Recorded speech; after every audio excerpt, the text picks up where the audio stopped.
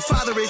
Tune in to sa.neter, cause he the protector of the gods. I'm talking about Dr. Benjamin, Yusuf, Cannon, and John. We got the scale of my art. If he light as a feather, let's go and weigh his heart. I am the shrine of Ptah. If you can say I am, better recognize a god. All I see is pseudos and frauds. Kudos to my dogs. Judo for you frogs. I think it's time to hop off the environment. Oh, you didn't know? It's environment tough. Oh, you didn't know? It's environment tough. Oh, you didn't know? It's environment tough. Oh, you didn't know? It's environment tough. Will survive. Comedic knowledge on the rise. Raising consciousness divine. To the truth we subscribe. Jabari leading the way. Shaka almost don't play. sa.neter done open the gates. And up and banging the day. It's a family for the culture. Rebuking all you vultures. Service environment full of soldiers. Unlock your mind, they'll expose you. HOK is the squad. Debating the truth is a nod. Watch when you step in the pod. Or they'll tear you apart. Oh, you didn't know? It's environment tough. Oh, you didn't know? It's environment tough. Oh, you didn't know? It's environment tough. Oh, you didn't know? It's environment tough. Oh, you didn't know? It's environment tough. Oh, you didn't know? It's environment tough. Oh, you didn't know? It's environment tough. Oh, you didn't know? It's environment tough. I'm here with my brother, Captain Tazaryach. That's right. And I got another brother here from Atlanta. Cam James. Cam James in the building. That's right. All right. Hey, yo, Captain, man. What's up, man? We got to talk about a lot of things been going It's on, a man. lot. I've been missing you, brother. Yeah, And you've been traveling, man. How you do this so much, man? With all these wives you got, you just traveling the world, the globe, brother. Hey, my wives are extremely understanding of the mission at hand and the mission to do the work of the Most High. And I have been doing a lot more traveling. I think the truth has been growing. I think the internet is finally losing its fear of hearing the Black Israelites bring this truth out. I think that we've made so much noise on the streets, done so much noise with debates, to where it's hard to keep us silent. Like, we're not being backed in a corner, as the Bible would say. I think the book of Isaiah said we will not be backed into a corner anymore. And now we're coming out on the fronts. Listen, there's a clip coming out tomorrow. So I filmed with this white boy. I will call him a Jewish boy, but he rejects his Jewishness. Says I rejected Jewishness. I'm only American, is what he said. Damn. He got 1.2 million subscribers. His name is Matan Even, or Matan Evan, depending on how you pronounce his last name. Popular. He's had Charlamagne the God on there. He's had UFC fighters. Oh, yeah. Yeah, he had a lot of people on there. And you was on the channel? Thursday. And what happened? How'd that go? Listen, so how it happened was he contacts my Harlem account that we have for the school. Right. And he's like, hey, man, I'm looking for this Israelite to be on this show. So I speak, this is how fast it happened. So I speak to him on Tuesday. Now, I was in California over the weekend. And that's where he's from? Yeah, he's from Cali. Damn, it would have been Hollywood. good if you would have met up with him. Watch the story. Go ahead. So I call him, he called, we talking on Tuesday, and he was like, so I'm like, what did you want to do? He said, well, I want you to battle, he said, I want you to battle against these Jewish rabbis that I'm going to have on my show. So I said to him, I said, well, is this something you want to do online or in person? He said, well, it can only be in person. I said, well, if you want it in person, you're going to have to pay for my flight. He said, no problem. And so we went online. So we go online. So the funny part is he was like, can I get your name and date of birth so we can get the flight? I said, no, you cannot. I said, what we can do. And he did it innocently because he's a kid. He's only 18, 17 or 18. So, but you never know. I say, yeah, it's for my name and birthday. Yeah, hell no. I said, no. I said, but what we can do is I can either find a flight, screenshot you the price, or you can find it, and then we work it out. So we worked it out, got the flight. He sent me the money through PayPal. I paid for the flight. And I flew in at 9 o'clock Thursday morning, got there at 12 p.m. We shot at 6:30. My flight coming back was midnight. I did that all in a day. It was me. Let me show you this picture. I'm gonna text you this picture. So how did it go though? Listen, so when we get there, so it's me, him, and this guy named it's a comedian that does comedy sketches that he's also popular. So it's me, the Matan, Sal, 2 Jewish rabbis. Funny part, it's only me and one brother I brought with me. We getting out the car to go talk to Matan. Jewish guys walking down the street. He see us, I like deer in the headlight. He think, I don't know if he thought we was about to beat him up or something like that. And so Matan said, they just know who you are, bro. You don't think they watch you, Captain? Yeah, you could be right. Man. So Matan says, no, they're going to be on a show. They're going to be on a show? He tells Matan, I'm not doing that show. That's it. Now, he don't say he's not doing the show while we standing there. When we walk off, he said, I'm not doing the show. So Matan got to convince him to actually do the show. So we get in there and do the show. Now, he's a troll. So I know all the questions he's going to ask. And the goal is he's rejecting his Jewishness. He brings in 2 rabbis, brings the black Hebrew Israelite so we can clash.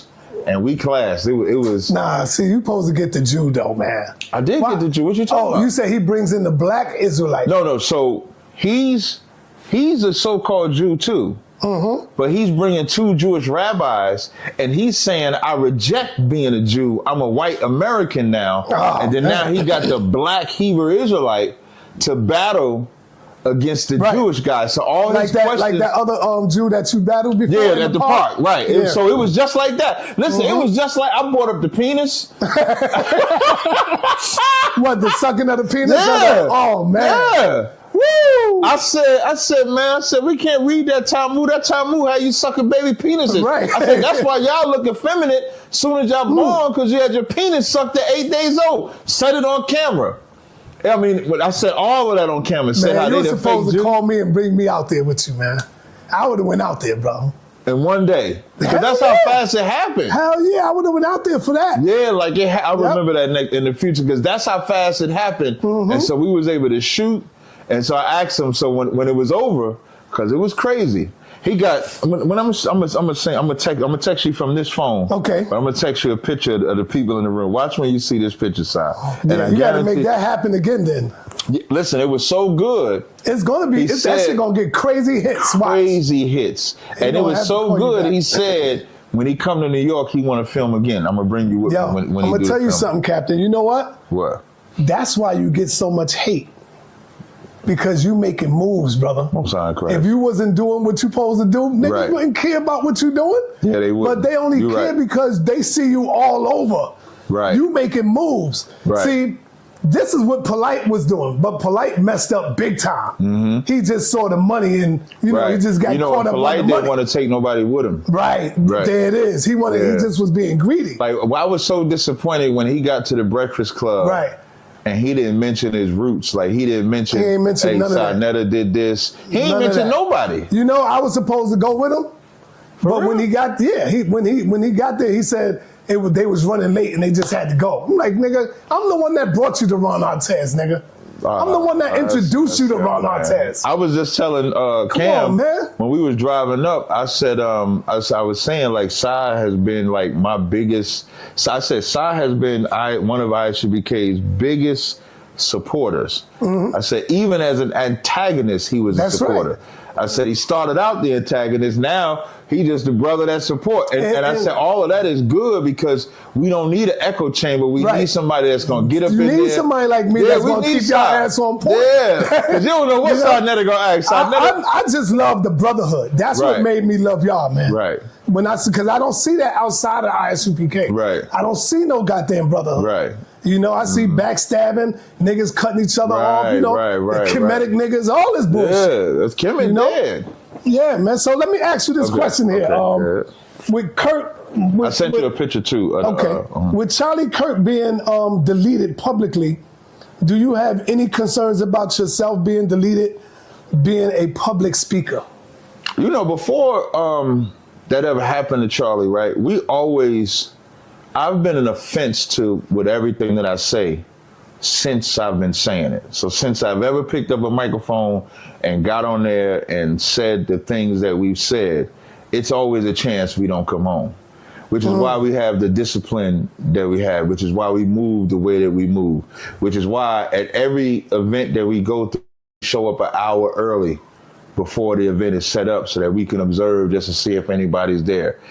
So I'm always prepared for that. So I don't change what I'm normally doing because I've always been doing it. Right. It just, comes with the territory. And what's crazy is you was going to ask. Yeah, if you don't mind me asking, where would that threat come from? What parties or groups of people do you think, if anywhere, if that threat would come from somebody, who would it be? Come from some crazy white people. That's where I would think it would come from. I think that, because we're around black people all the time. And one thing about black people, and I'm glad you asked that question, because one thing about black people, we gonna argue tooth and nail about anything. It don't matter what it is. If I said basketball players, listen, when I said LeBron, we was at the school and I said LeBron #1, that right there, that's for me, LeBron is the #1. I'm gonna tell you how much we argue. LeBron is the best basketball player in the world. When sa.neter puts this up, nobody's going to pay attention to anything I say for the next 10 or 15 minutes in the comment section. They're going to all say, I rock with Capt, but Capt crazy because Mike is this. Exactly. Somebody might say Kobe this. But at the end of it, after the argument is over, that's it. Well, I'm the first one to tell you, Mike is the greatest of all time, brother. Right. Now, but that's fine. Now, we're going to argue vehemently about that. But you're going to go home.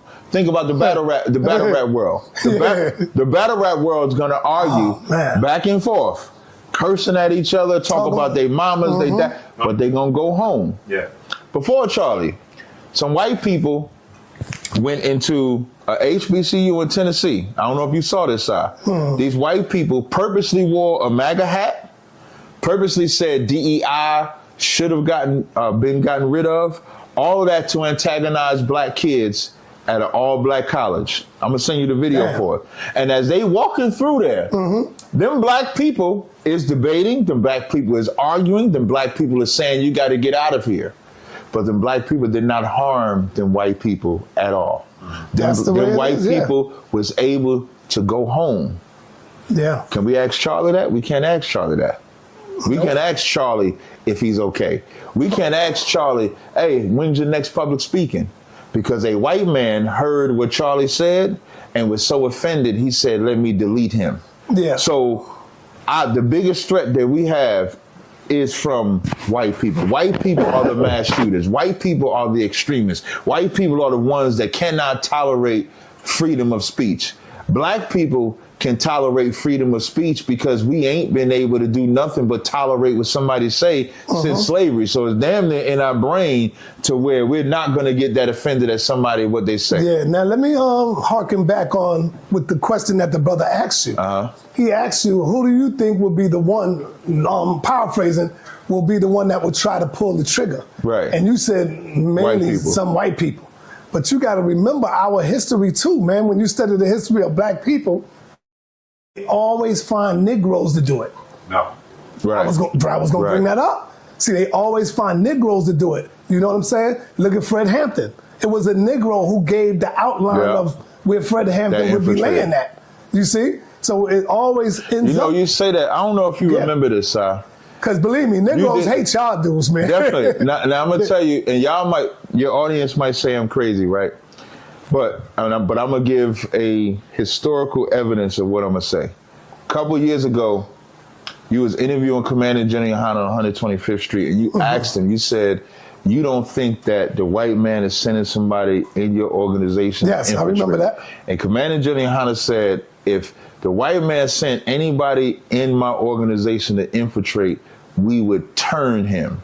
Right. Meaning he would come in as an infiltrator, but we would turn him. And then shortly after that, in Indiana, in our Indiana school, there was a brother that came into the school at the behest of the government. I remember that too. And we turned him. Yeah. And he told us that, and I interviewed him, and told us how that we would meet that white man at the library at the Indiana school, but he could not do it.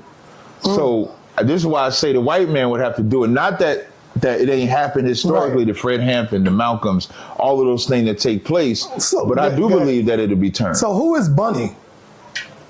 Bunny. Was Bunny a performer or something?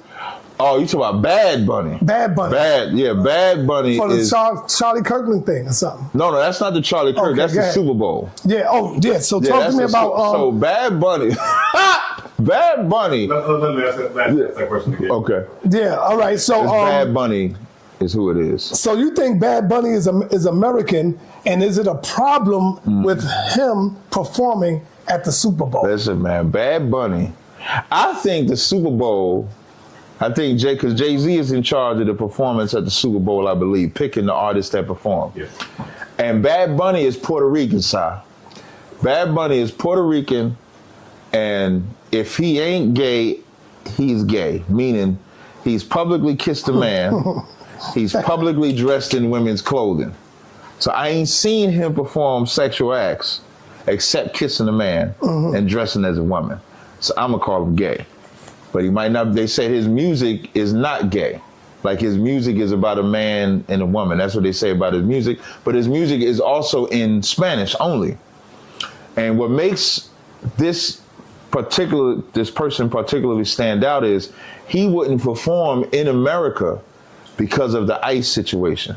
And I actually love that part about him, because he said he didn't want to perform because he has such a huge Latin following. He didn't want illegals in America to risk coming to see him perform and then ICE show up and arrest him. So his way of protecting illegal immigrants was to not even perform. He also only speaks Spanish. The bugged out part about that is white America doesn't want him to perform, and they try to make him not be American, but Puerto Rico is America. Puerto Rico it's not a state of America, but it is owned by America. Like you don't, it's a territory. Like you don't need a passport to go to America.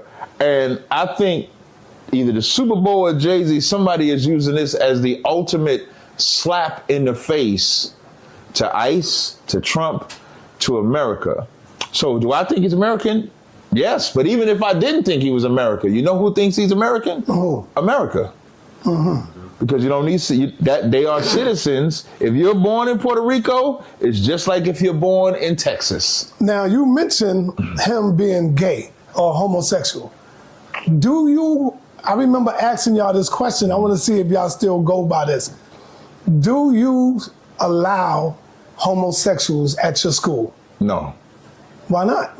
You cannot be. But they're Israel, right? They still Israelites. Yeah, they. You laughing, but they are Israelites, brother. They definitely are. So you Israelites. saying that you're turning away your Israelite brother or sister, and you won't allow them? No, I'm not. Hold up. I remember asking the general. I think I asked him that, and no, it was you who I asked that.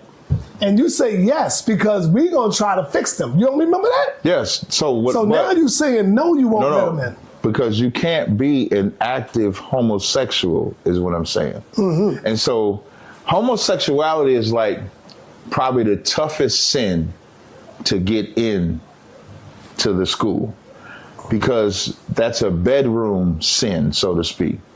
So let's say if you don't act like a you can have a man that is a flamboyant type of homosexual, and then you're going to have a man that's not flamboyant, but like Gorilla Hebrew was. Why you keep bringing up Gorilla? Leave Gorilla alone, man.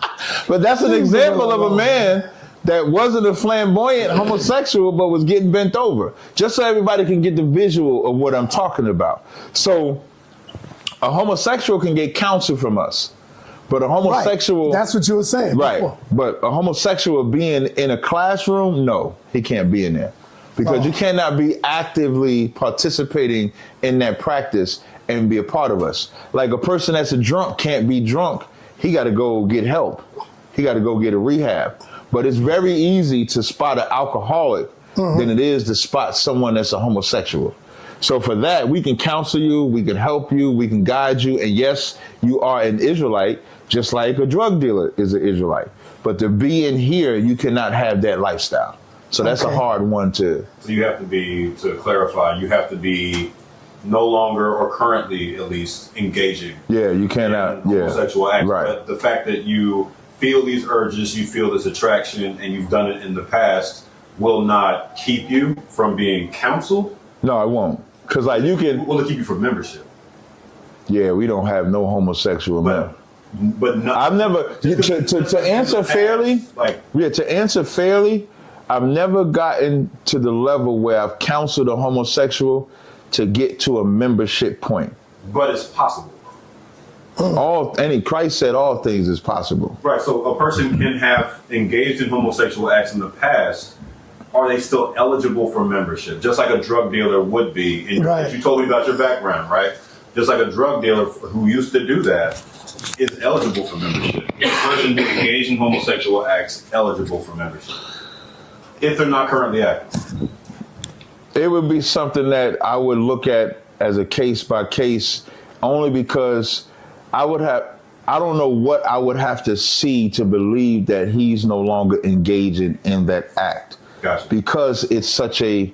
It's private. Yeah, it's private. It's a bedroom act. You have no proof. Right. It's just like child molesters. Like a person that is a child molester, he wouldn't be able to come in here. And because a child molester, that's a homosexual act, but it's with an underage kid. Or heterosexual. But because of, let's say if we accept it, I'm inviting this person that has this past to be around people that I'm supposed to protect. Sure. So from a protective position, I would say, yes, you're an Israelite, you can keep the laws, but you can't be a part of us because of what you did. He would have to accept that. Because that's a rough one. You talk about, imagine, because my mind, I don't know if my mind would feel comfortable knowing that lifestyle he lived, and then my kids is running around, hey, because our kids, like right now in our spaces, our kids, and we, like, when I was in California, we had the cookouts in class and stuff like that, and we don't have to worry about our kids. But now if I know this man is around or this woman is around, now I'm worrying about my kids. Right. Now I'm worrying about this. If I know, like I tell you, that homosexual behavior, a lot of molestation plays a part in that. I couldn't have that around. So you could be, let's say if you're healed from it, but I don't know if it would ever be a comfortability where you could be around the congregation like that. So there's degrees of infractions within... Yeah, like anything, because we still got to protect the nation at the same time. So you're saying homosexuality or the entire spectrum of the queer community, for example, lesbianism, being gay, being transgender, would you put all these things at the top of this hierarchy of things that are transgressions? Yes, that are hard to bring around into the community. So two connected things, right? So that what that implies is that drug dealing, which destroys communities in a multitude of ways, it implies that that's more egregious, that someone's private sexual preferences are more egregious than an activity like drug dealing that publicly destroys communities. It's not the egregiousness of it, because that's a singular act, whereas drug dealing is a public act. Sure. But we can see we could see somebody dealing drugs easier than I could see somebody having sex with a man. So it's about evidence of no longer engagement. Right. It's like, how do we monitor that exclusively? Right. You also mentioned that you personally, you would find it difficult to get past like the hesitancy, having them around, the danger that they pose. Yeah, wondering if they've given it up. I would. They've given it up. Yes. So that implies that you're carrying personal biases forward into your membership. A protective, but I'm not worried about myself. My worry has nothing to do with me. Mm-hmm. So like if a pedophile says, I repented of this act, I'm not going to commit this act no more. Mm-hmm. My protective nature is, I don't know if I'm going to ever trust him around kids. I don't know if I would do that. Right. So for that reason, he can get, let's say if he's clean and he want to call up for counsel and stuff like that, that's cool. But would I trust him to be around a congregation of people? No.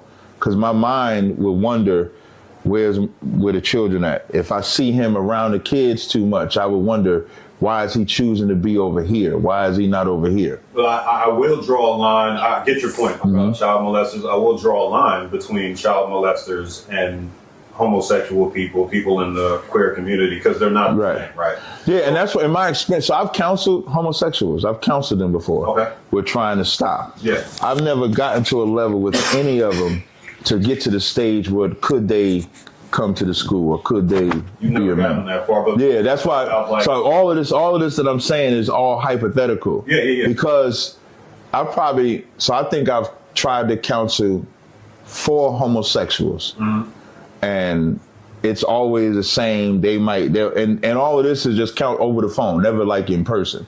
So I would give them advice on what to do, what not to do, because even if they're not attracted to women anymore, you just don't sleep with men. Right. Don't wear women's clothes. Right. So I try to counsel them. So I've never gotten to even to first base with it. Sure. It's like they be so far gone, you give them a couple calls and then that's it. So I don't even know.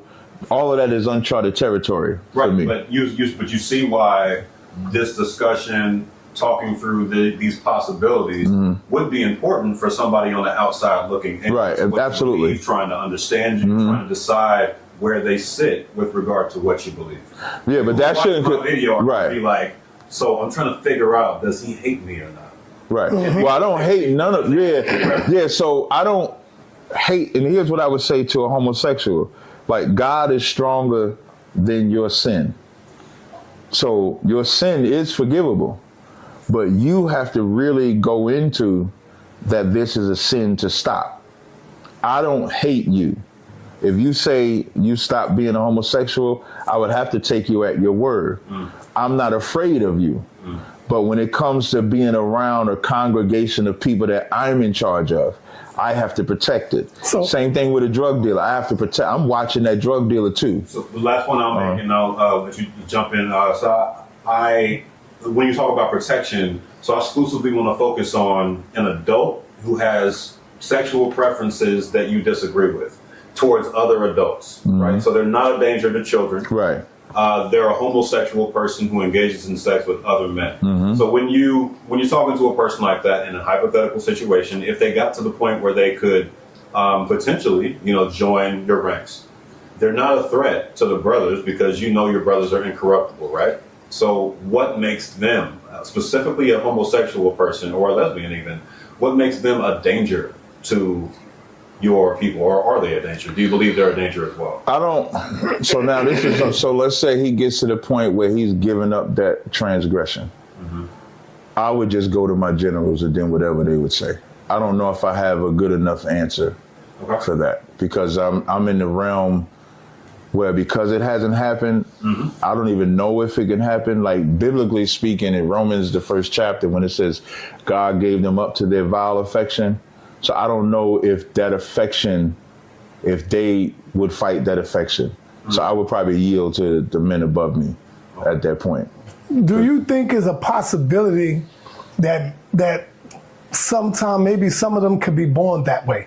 Because I heard a lot of people say you ain't born a homosexual. I don't think nobody how would is you born. know? I don't think nobody is born anyway. No, what I'm saying is, when you're born, like when I say you're born like that, maybe you don't have enough, testosterone inside of you. So that's when I say you probably born that way. No, I don't think anybody is born that way. I think you're nurtured away. I think that when a child is born, their right or wrong comes from the environment, what they grow up in. It's like learned behavior.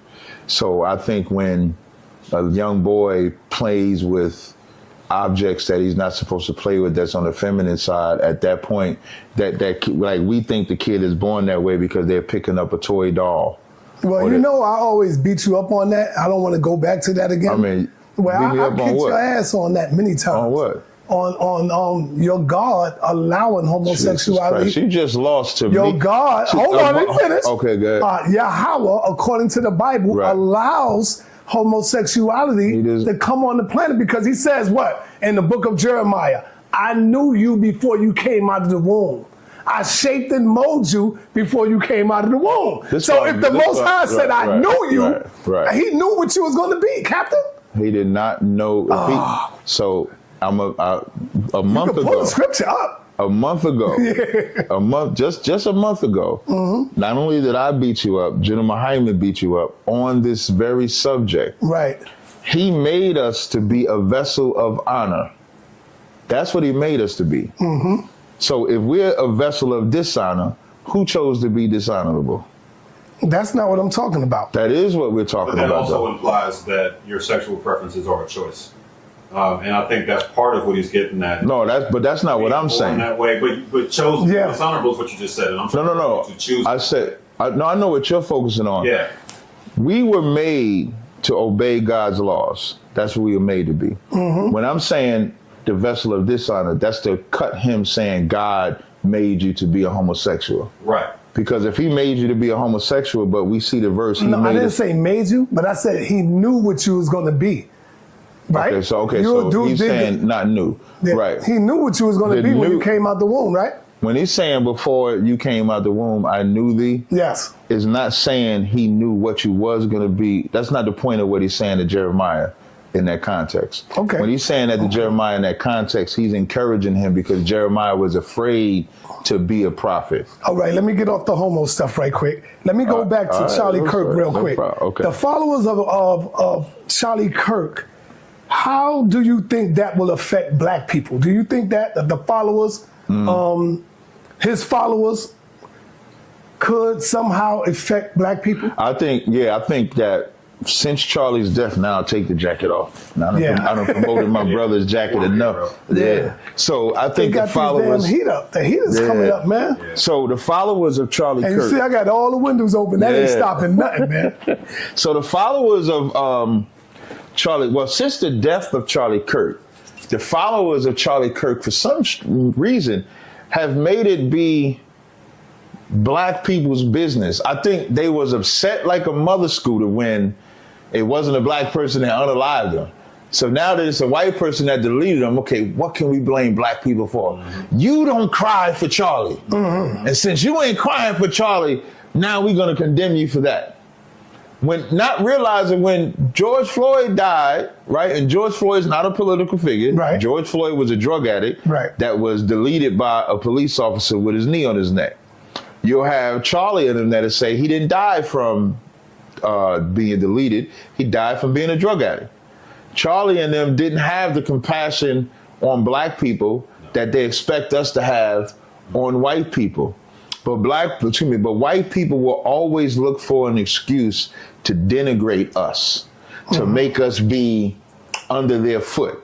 So now Charlie's death has sparked death threats to HBCUs. Charlie's death has sparked why y'all not having compassion. When you could see, I got videos of a white girl desecrating a vigil for Charlie, but you won't see that on popular media. You'll only see us on popular media.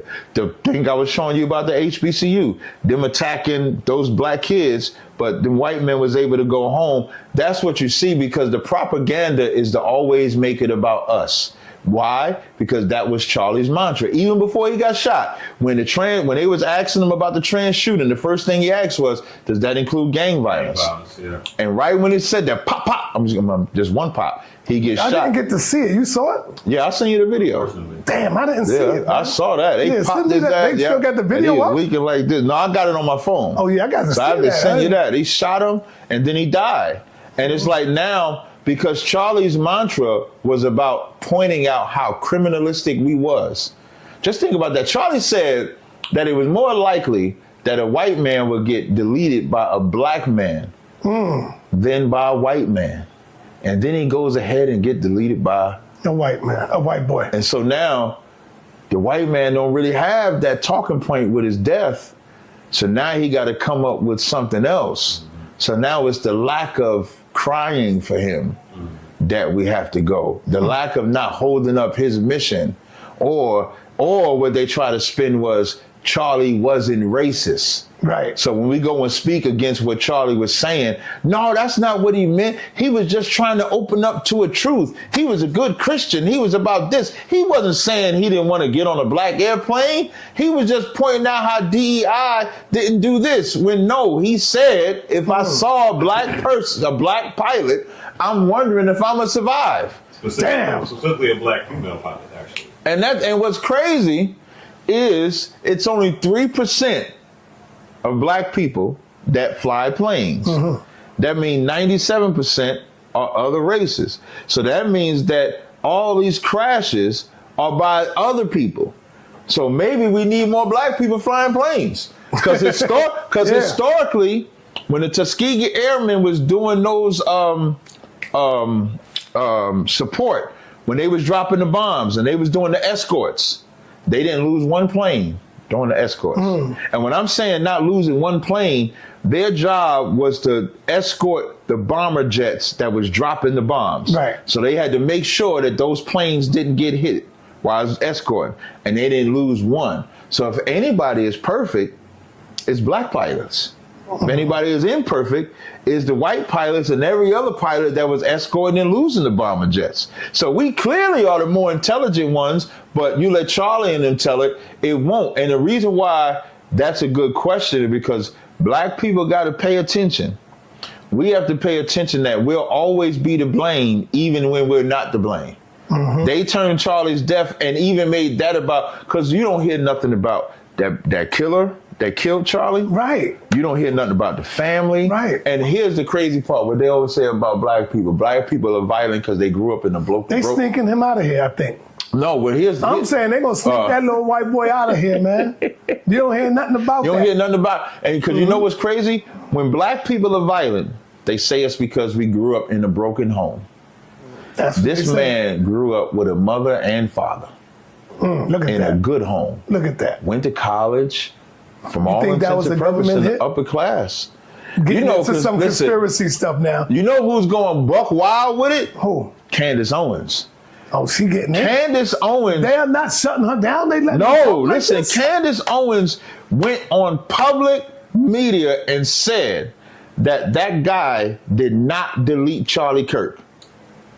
Publicly saying. So if anybody going down that rabbit hole, and they are not letting her, they keeping her channel up. Her channel's still up. They ain't taking that channel down. Look at what they did to your host on the what's channel, the late night show. Which one? Kimmel. Yeah. Look at what they did to when Kimmel. He made that joke. Yup, they took his show down. That's Jimmy what I'm Kimmel saying. went They're allowing down. Candace Owens is saying publicly. She bad though, man. Yeah, when I say she bad, I ain't talking about the way she looking and all that. Right. I'm talking about the way she can pull in the view count. Yeah. Like everybody. She definitely know how to pull content. And I'm surprised. I like hate, and I hate like her. I'm surprised they didn't give her a goddamn show yet, bro. Yeah, it's because she's kind of not controlled. Yeah. But controlled, she's been kicked off on at least one network already. Because she was with Ben Shapiro. She was with Ben Shapiro. Yeah, got kicked off. Yeah. And she started her own shit, and now look at that. Yeah. She bad. Yeah. You got it. She bad. No, they could demonetize her. They can demonetize. Yeah. But they haven't, and I'm surprised they haven't flagged her content. I like her. Whether I agree with her or don't, I just like the way she just goes in. I don't. I mean, just for the record, I don't. That's why I said I hate like her. Yeah. Sometimes she'll say something good, like when she had that homosexual that was trying to support transgenders, and she used Rachel Dolez as an example. Yeah. I like her. No, clearly she's intelligent. Nobody's taking that away from her, but I think she is a tool of the oppressive. She's definitely the oppressive. She's married. And she does nothing. Yeah, she's married to a white man. They're talking points about us. And she uses her background and the fact that she's been through so much in her personal life. Did you do a show on her yet? I haven't done. I think that should be the next one, bro. The reason I didn't is because so many people have covered her, right? I'm just trying to bring information that people don't have already. Right. A lot of black people already don't like her. And you know what's crazy? It was a white boy, I think, that was not, I don't want to say beat her up. When she was in high school, it was a white boy, and it was her boyfriend, a white boy that she liked. That was pranking her phone, harassing her, and she found out that one of the boys that was doing it was a white boy, and she forgave them all. That bitch is diabolical. All right, man. Let me ask you this, That's the appropriate use of the word right Let me ask you this right here. P. Diddy. For the record. Let me go into the bad boy real quick. P. Diddy, I think he learned a lesson. Do you think P. Diddy learned his lesson, brother? Nah, I think he definitely was humbled. Mm-hmm. I mean, he was humbled greatly. We'll know for sure at the offset, like when we say he learned his lesson, we're looking at it from how we would perceive it based on going through that. Meaning, if we went through what he has went through, right, we would learn the lesson. We'll know for sure if he learned a lesson when he comes out, how he conducts himself. Do you think his sentencing was a little too harsh or just right? I don't think his sentence, okay, when I make this statement, I'm going to explain. His sentence wasn't good enough for me, but not for the reasons people think, because of course, people, okay, at the outset, well, we finding out that really Diddy is just a freak. He didn't do nothing that would warrant jail time to me at all. Exactly. That's what I'm saying. Like, come on. But because of that freakish behavior, consensual grown people, bro. Right. He ain't molest nobody or rape nobody. Right. These are grown people consenting to doing what they wanted to do. But the sexual deviancy, so the reason why I said it wasn't harsh enough is the same thing when he got off from all of them charges. Like, cause I think it was like 11 charges. Yeah. So, and when he got off of them charges and black people celebrated, I'm saying the same thing with the sentence. It's not going to stop sexual deviancy in our communities. That's why I'm saying it wasn't harsh enough. I don't want black men to spend 20, 30 years in jail, so I don't want people to think I'm coming from that angle. I look at bigger pictures. He didn't stop. Remember when we filmed this and talked about this the last time, you had people in front of the courthouse pouring baby oil on. That was crazy. You got them in front of the court. That was crazy, bro. So, which lets you know, we don't care that he's a sexual deviant. We don't care he's sexing out Cassie. We don't care but he blowing paid the rod. millions of dollars to Cassie. I'm not. No. Talk about her no more. She's not innocent. No. I'm not talking about. I'm against sexual deviancy. Right. I'm against the sexual behavior, the threesomes, the homosexual, all of that. And so we're not going to learn that lesson. And in the black community, the one thing you can do is be a sexual deviant in the black community. If Polite was a sexual deviant. And look at how many people. Why you ain't saying that? I said Polite was a sexual deviant. I'm about to add to it. When you look at that history that he, now I sit back and look at all this, he was a sexual deviant. But look at, he's in jail for grape, right? And you still have people that want to hear his information when he come home. Still do. You people still be have telling people, me today, yo, throw up this video, throw up this. I'm like, come on. Listen, man. I was doing, when I did that debate with the guy that I said people that outrank me are more human than me. Yeah. Right? Mm-hmm. When I did that debate, because he had his wife on the platform. Right. And so when I do the debate. Oh, that was his wife? That was his wife. I didn't even know his wife was going to be on that. Mm-hmm. Now, you know how I feel about women. Right. I tried to give him a shot. The women gets out of order. They kick me off. Right? Mm-hmm. And so I played a video from Barnes & Noble's when I told Polite's wife, you should keep your mouth shut. Right. Right. So when that was over, I told the people, I said, you know what? I'm going to throw the debate up that me and Polite did the first time. And so I put the debate up. Right. But then I took it down. And when I did the live stream, I said my spirit wouldn't let me leave that debate up because I felt like I was promoting his information. Now, when it's cross the line, like how you put the cross the line up, because we about to check him or something, that's different. But I felt if I put the debate up, there's 45 minutes of him teaching his bullshit that I don't want the people to give light to. And that's what I'm saying with the Diddy. With the Diddy, people are not gonna say, I ain't gonna live this lifestyle because Diddy only got 4 years. If Diddy would have got a lot of time, maybe it would have reflected on their life. So my lens is a little different than what everybody else's lens might be. My lens is just simply, in the black community, the way we treat sex is horrible. Mm-hmm. The way, we treat women sexually is horrible. The way some women treat men sexually is horrible. But so that's what I don't think nobody is really, that's what everybody gonna miss. Nobody's gonna care. Even R. Kelly peed on a girl, they still play his music. Yeah. If R. I ain't gonna front. I love R. Kelly music. But I don't play it. Man, I love his music, man. Yeah, I don't play it either, but I was I the think biggest fan. I think he was.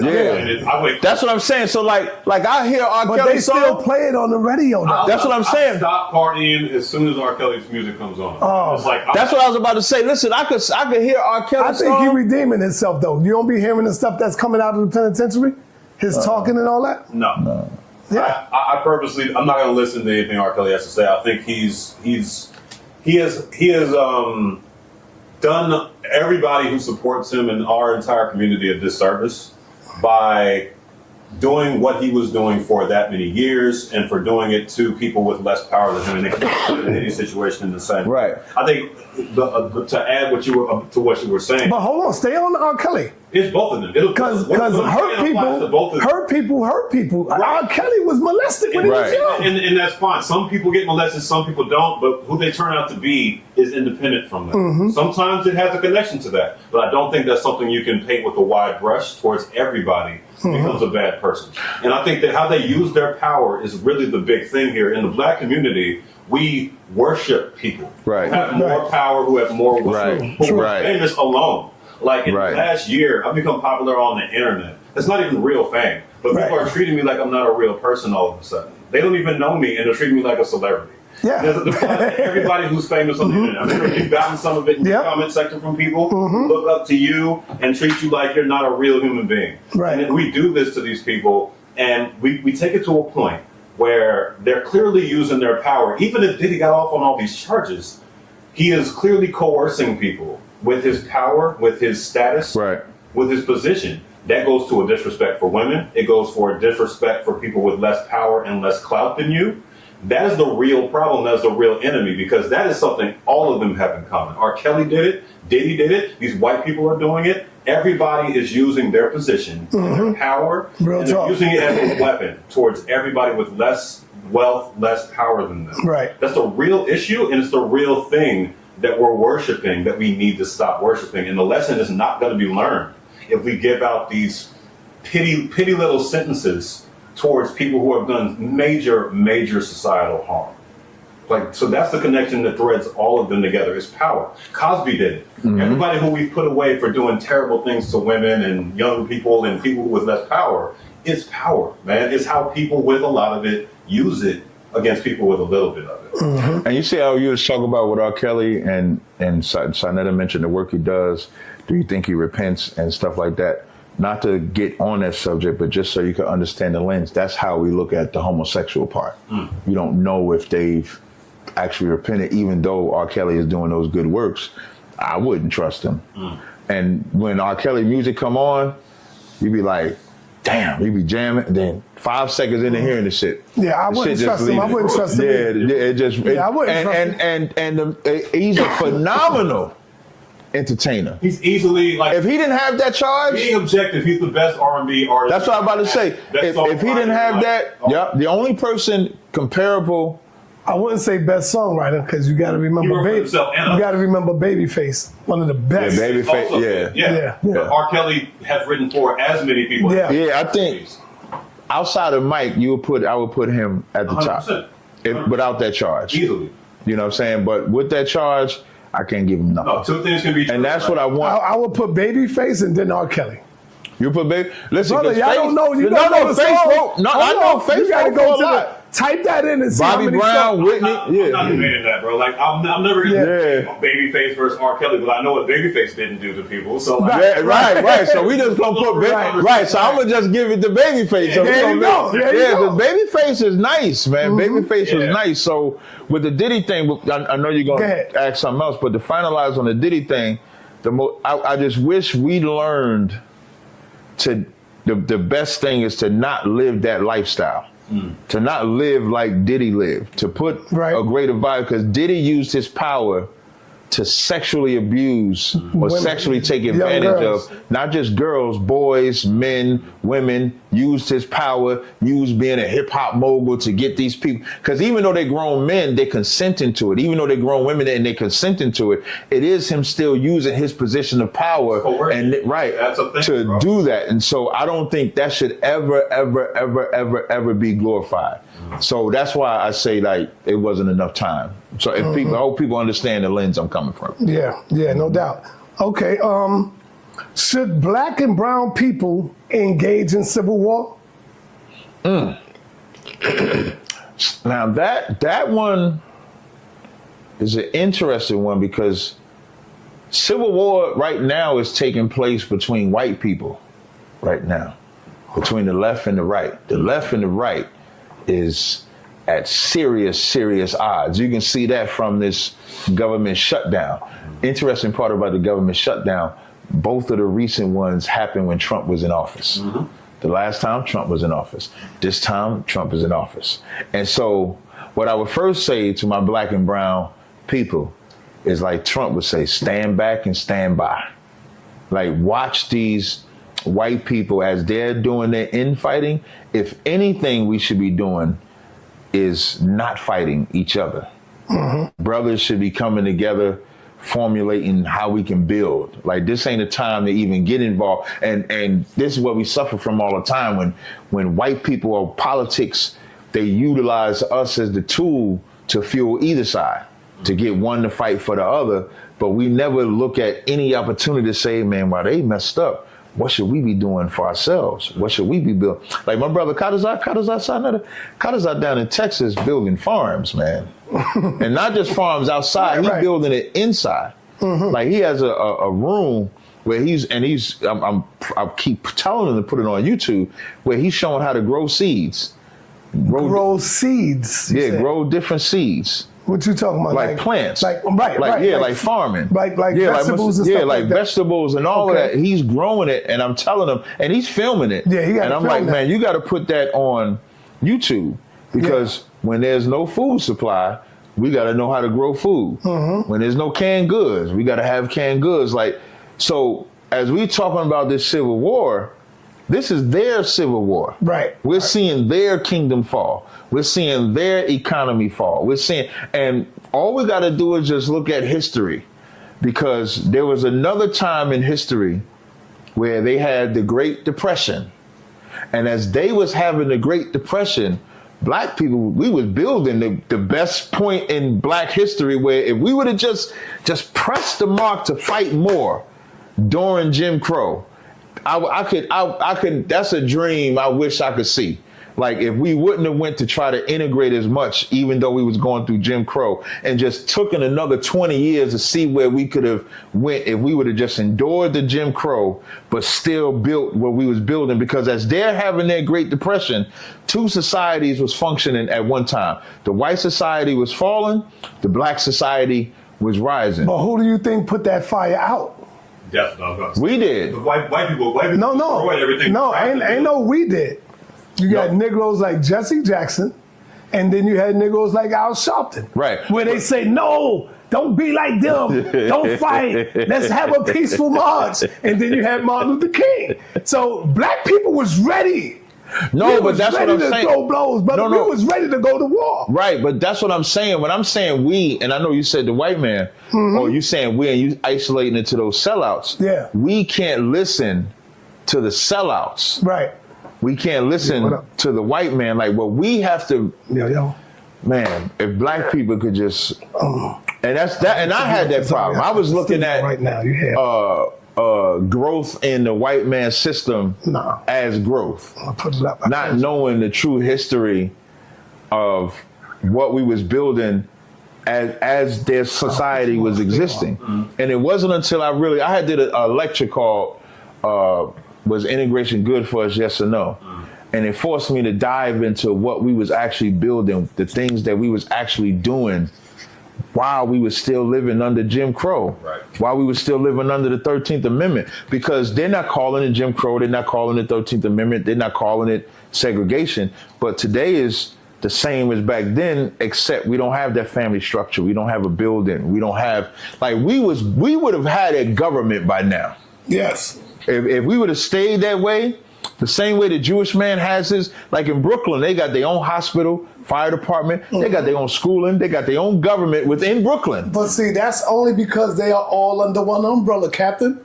No, Jewish you got people- Hasidic Jews, you got but they all Orthodox Jews, though, you but got they unorthodox. No, what I'm saying is within the Jewish, let me say it right, within the so-called Jewish community, they have different sects, Right. but they have their own government.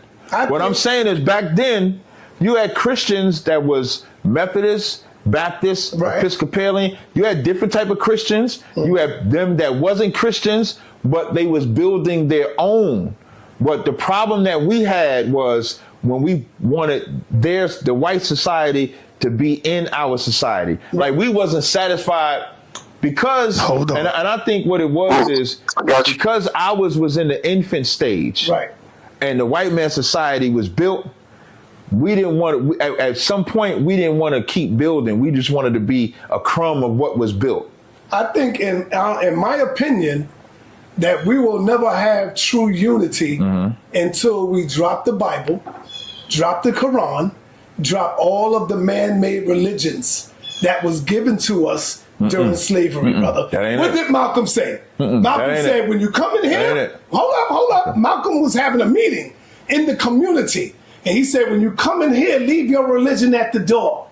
Leave all of that stuff at the Nope. door. That We're ain't going to it. come together based off of That ain't what it. we all have a common enemy. That We ain't have it. a common goal. And see, religion stops us from uniting. You can't unite with a Muslim, Captain. Yes, I can. No, because he's going to do things that your God is not going to accept. No, And then the Muslim is going to say, nah, stop for Allah, brother. We don't do that. You see? See, That's no, where but see, that's the division comes problem. in at. But see, that's the problem. What Malcolm said at the end Yeah? was the only right thing. The minute what would unite us and we would be able to build is if we did not love white people.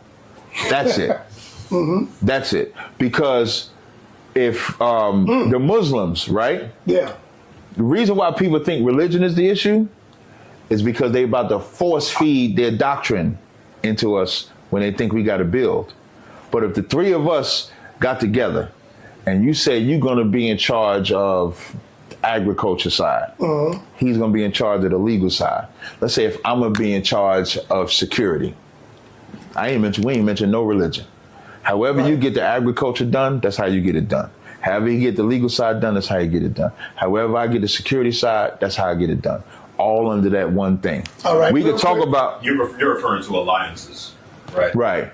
Alliances Right. between people who do have those different views, and Right. there is there's some validity to what he's saying. I talk all the time about, at least within America, evangelical Christianity is a problem.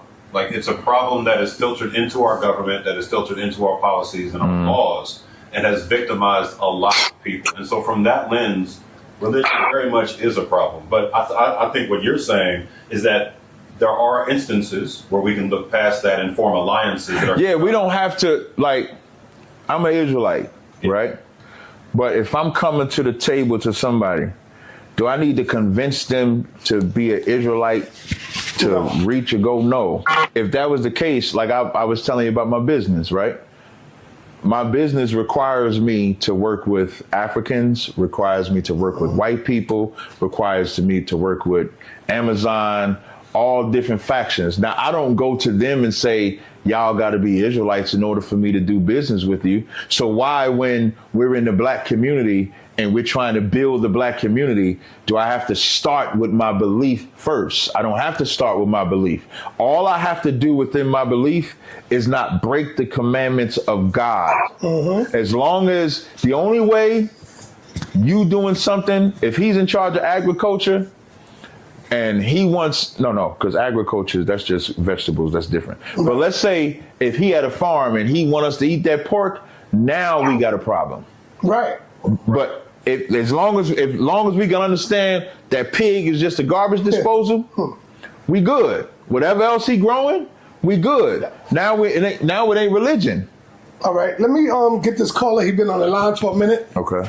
What's up, Apostle? You can ask a question. Oh, Jesus. Yeah, hey, what's going on, man? How y'all doing? Ask your question. All right, shalom Hey, to Shalom. the guests and everybody there.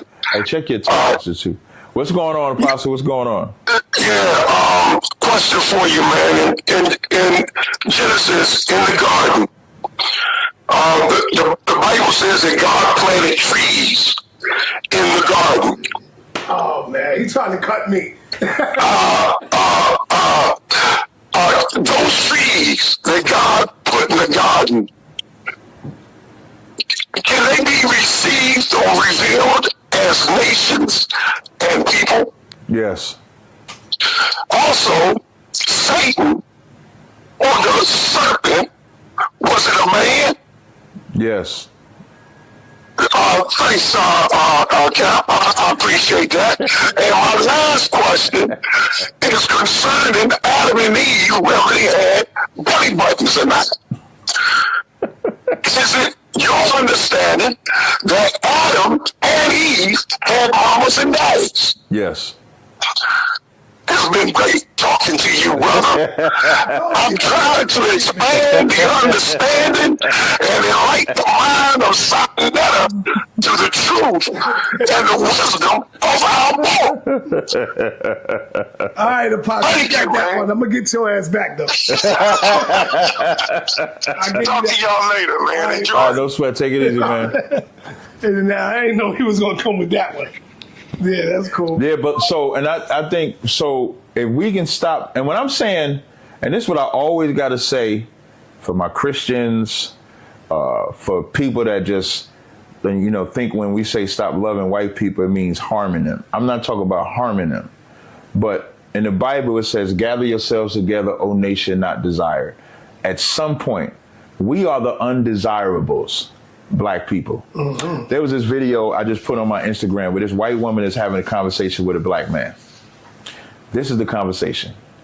The white woman says, if I get with a black man, my people looks at that as a downgrade. Sure. Even if I want to be with him. Yeah, we know. You know the black person, the black man is saying? That's from your perspective. Mm-hmm. Because the black man is so goddamn blind to not understand that what this white woman is saying is the absolute truth. That when white women get with black men, the society of a white America looks at that as a downgrade. That is not an upgrade. They look at it when a white man gets with a black woman. They look at it as a downgrade, not as an upgrade. Travis Kelce left that black woman, got with a white woman, they can't stop talking about him. When he was with the black woman, he was a good player. But when he got with that white woman, he's the best thing because he has Taylor Swift. Now this is a white man that we can fully promote because he doesn't have a black woman on his arm. Yep. When I'm saying we have to stop loving white people, we have to take all that love away. And that love gives your resources, your vote, your affiliation. You'll hate black people because you love white people. You can't love black people and white people at the same time. It's inherently impossible because when you love white people, you're going to love what they love, hate what they hate. Mm-hmm. And so those crime statistics, you're not going to see how we're the most exonerated people. You're not going to see how there's millions of black people that don't commit crimes. You're going to believe that 1355 that Charlie Kirk was talking about means 55% of black people are criminals, when it's just 55% of the crime statistics he's trying to tell you, which is not inherent about all black people. You're going to take all of their talking points, like you said with Candace Owens. Now imagine you take their love away. You ain't harming white people. You working with all the stuff that I do. I remember when I was working in corporate America, they found my videos at the job. And when I'm saying I'm working in corporate America, I'm a certified wireless network administrator. I can program IP offices. I used to be the voice of companies. It'd be like, thank you for calling Partners Pharmacy. If you know your Partners extension, you may dial it at any time. I can program that. So at that company, they watching my video. Puerto Rican brother come to me, yo, Ty, they watching your video in the conference room. Calling white man the devil, all of that. And it's a Jewish president. Oh. Man, I start packing my shit up, man. Because I'm like, I'm about to get fired. Uh-huh. I go in that president's office, and he said, Tyree, we saw your videos in there. I didn't know you talk like that. You don't talk like that here. I said, I don't have no reason to talk like that here. I'm not trying to teach here. I did not lose that job. I kept that job. And you know why? Because the same way I feel about him is the same way he feels about me. Exactly. We just working a job. But guess what, Captain? By listening to your story, it's similar to mine. Yeah. Because when Dr. Khalid Muhammad would say, yo, we got to be at this place, we going to Atlanta, and we got to be there, and I was like, damn, I got to go to work. Right. But we leaving at 5 o'clock. So I would go to work suited and booted, Captain, with my Black Panther button, my beret, and now I work for Giuliani. So when I say I work for Giuliani, meaning he was the mayor at that time. Right. So he's the head over anything that's dealing with, the government stuff. Gotcha. It's in New York, like transit, all of that. Damn. So I was working for HRA, Human Resources Administration. Man, ain't nothing in there but Jews. Them motherfuckers was looking at me like, yo, who's this nigga coming in here all black, suited and booted and all that? And I felt the tension too. Right. Because whenever I walk, I would see them looking at me, or they would turn their nose up at me and stuff like that. And I was saying the white man is a devil. And all that. You know? So yeah, your story is similar to mine, bro.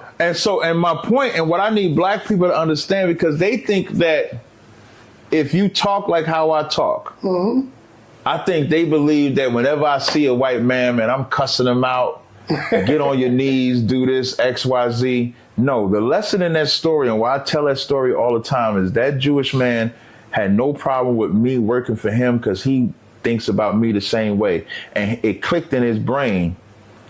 We can make money together. There's no point in that. Who you see right there? Yeah, I see you. Standing right behind the That's man. Khalid. You should let him see it. I know this history. You should let him see that. Yeah. You know what I mean? That's him with Khalid Muhammad. Yeah. And I'm standing on posts. Yeah, like your men be with y'all? I'm standing on posts. I got a few of them like that. I know. A few pictures like that. I was telling him, like, he got a rich history, you know what I mean, that would be good, to explore. And so when it talks about not loving them, it's just talking about giving your love to your people. And if we could do that, we would instantly be the number one in America, even with the low percentage of people that we have. So one thing you mentioned when I was talking to you yesterday was that you are explicitly anti-white as an organization. Right. And so what I'm curious about is where those boundaries lie, because you're talking about working with white people in your business. I obviously have to work for white people and with white people. I'm all the time. In America, I'm on YouTube. Both of those are both white owned and mostly dominated by white people. And so that's been my life story in corporate America as well. So we have that in common. But if you're anti-white as an organization and as an adherent to your faith, how do you square that with working with white people in a cooperative and even pleasant fashion within business operations? Is that something that you don't look down on? That's not unlawful. So in the Bible, Joseph was advisor to Egypt, even though he was an Israelite. Daniel had good favor with Nebuchadnezzar, even though Nebuchadnezzar is a heathen and Daniel is an Israelite. So it's not unlawful to work with other nations. When we're saying we're I'm anti-white, I'm anti-African, I'm anti-Chinese, I'm anti-Palestinian, meaning they can't come into my organization. You see how I'm saying? Y'all can come in, even though y'all not it, y'all can come into my organization. They can't come into my organization because it's not for them. That's what the anti is. Simplified, a biker gang. If you're not a part of that biker gang, you can't come into, like, the 1% of bikers. Unless you're a 1%er, you can't be a part of them. That's what the anti is. You would have to be with them. The only difference with us is they would inherit, anybody can join. But ours, you can't join if you're not one of us. But the implication in most organizations when it comes to being anti, or even people they don't let in, is because they don't like them. Like, I don't like them. I'm saying the rule you just laid out for several organizations, it explicitly means you can't be with us because we don't like you. I don't like them, it's not emotional. But that's the thing. Liking, by its definition, is emotional. Liking somebody or not liking somebody is an emotional decision. Okay, when I'm saying emotional, meaning like I don't have when I see him, I don't like got a frown, or I'm thinking emotional, like how I respond. I'm not calling you out for being like. No, it's not a call out. This is a teaching moment. That's how I look at it. Like, it's not like, the reason why I say emotion, because you're right with the liking is an emotion. When I'm saying emotion, meaning like how I conduct myself. with them. Sure. When I conduct myself with them, that's an act to an extent, right? Because I'm not calling out anything that I haven't personally experienced. I worked in corporate America my whole life. I got called out for making videos talking about white people, for making tweets talking about white people in previous jobs. I got in trouble in those jobs for no, I just look at it as the freedom to be who I am. Sure. That's how I look at it. Yeah. I just look at it as I'm free to say I don't like white people, and I'm free to joke with white people. I'm free to work with white people. I'm free to do, like, it's just freedom to me. And it's a freedom that if more black people had that freedom, because how I feel is how I think every black person feels. They just afraid to do so or indoctrinated with God loves everybody. So what do you say to people who say, I hear what you're saying, Captain, but I've been hurt more by black people than European people. Black people hurt me more. I've been affected by black people. Yeah, that's more so than Europeans. Yeah, that's such a red herring question, because if you ask white people who hurt them more, they would say white people. If you ask Chinese people who hurt them more, they would say Chinese people. Because we living around. It's such, and that's what I mean when I say we gotta hate white people. Because you taking a white man's talking point as if that's reflective of your life. Right. But ask a black kid that goes to a white school, who hurts them more? It's gonna be white kids. Right. Because the minute that black person goes to that white kid, and you know what the difference is going to be?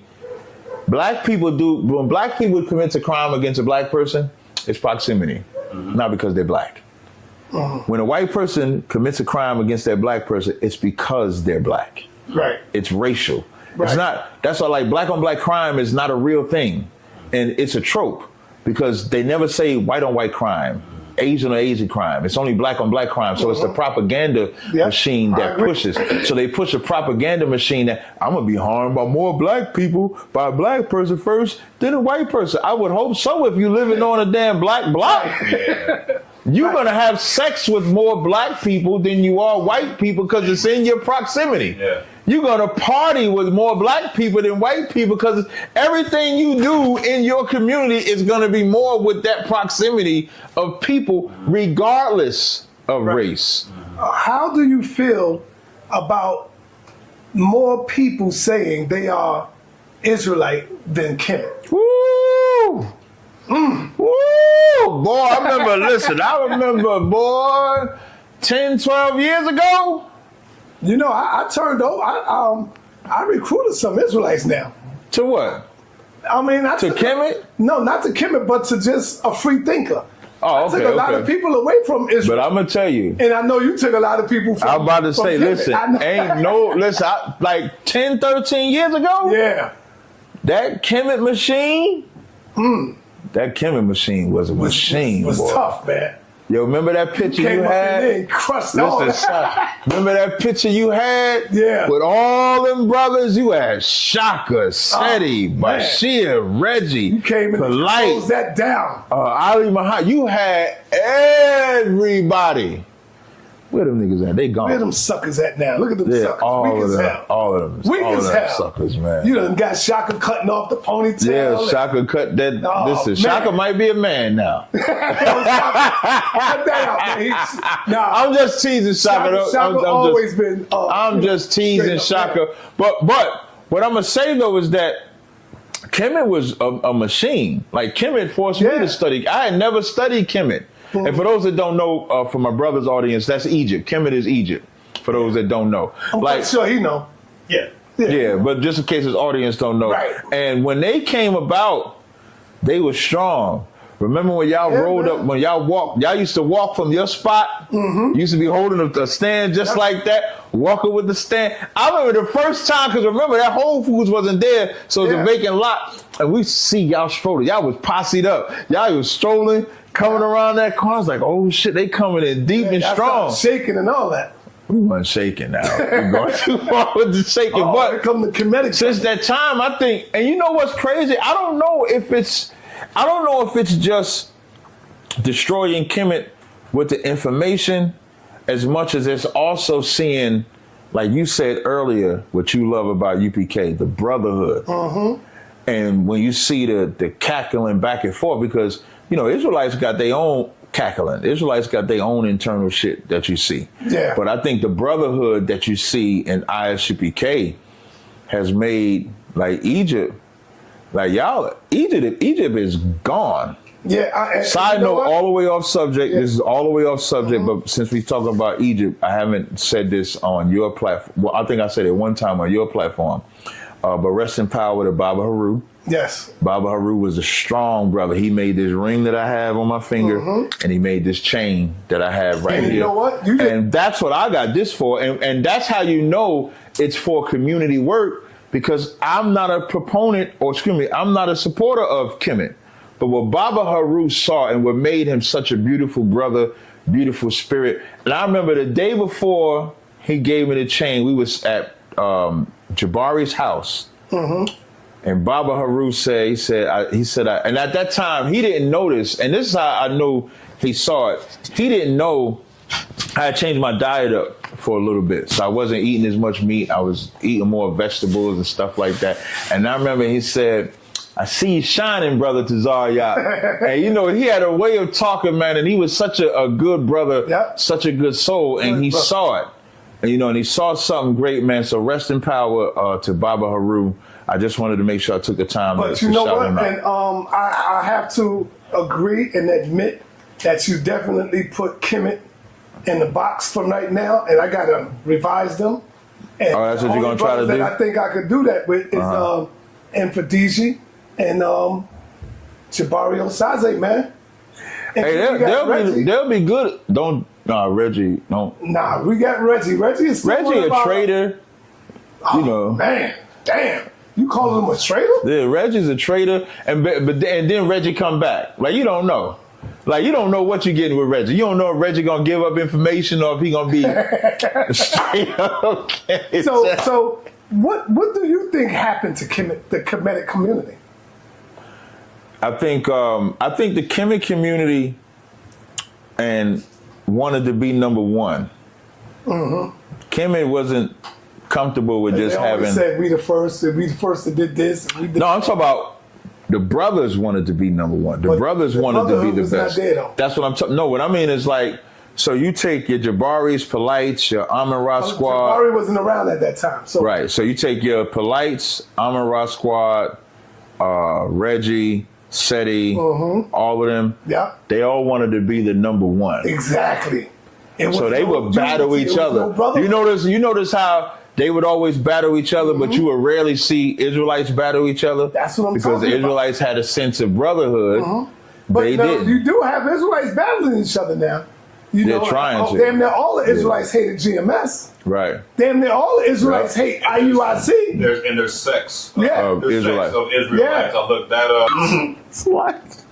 I know them brothers are gonna get mad. I say it out of love because, as Commander General Hunter has said, all camps are supposed to come together. Like, we're not supposed to be divided. And if you all come out of One West, you should be back in One West. It's just that simple for me. So that excludes Zion Lex. So Zion Lex, shout out to Zion. He's definitely a powerful force to reckon with. So I'm not even putting him in that bunch either, because he wasn't with a camp. They Old Testament, right? He was not with a camp, right?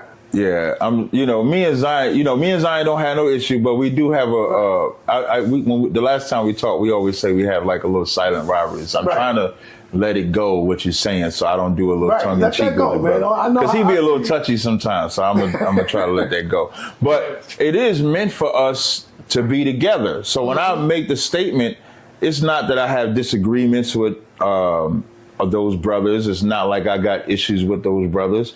But Commander Jenny Hunter did say for all camps to come together. Yeah. And why be divided? You know why they divided? Why?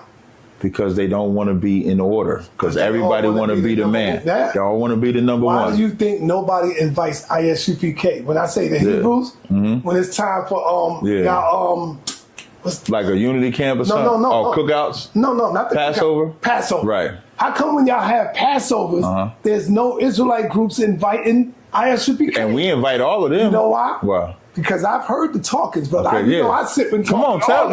tell me why. They said because ISUPK puts all of these groups down. When y'all put y'all slogan and say, if you're not a part of ISUPK, you're not a real Israelite or something like that. What y'all say? We say if you're not a part of ISUPK, There you go. you're not in the truth. Right. And they say, well, how the hell they gonna say we not in the truth? And you know what's corny about that is they all know we started saying that when GMS was teaching that you can have sex with that you can forcibly take a woman in the bedroom, which is graping. So an Israelite group started saying that you can lawfully, that God said you can grape a woman. That's when we started saying it. Before that, we never said that. And they know that history.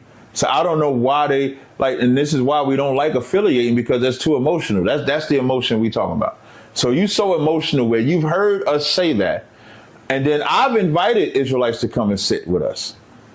I've had two groups. Maybe I'll tell you off camera. I have two groups that came and told me personally that they was going to join ISUPK. Oh, yeah. I remember that. I think I know one of them. And then they changed their mind. Yeah. So we've invited people. Yeah. They just choose not to come. And I think that'll make y'all the most powerful groups out there. Well, we already the most powerful, but it'll make it. So let me ask you this, man. Talk to me about Aisha Curry. Ooh. Do you think Aisha Curry is helping or hurting her relationship? I don't. Sometimes, well, first of all, I think Aisha Curry is jealous of Stephon Curry. And the reason why,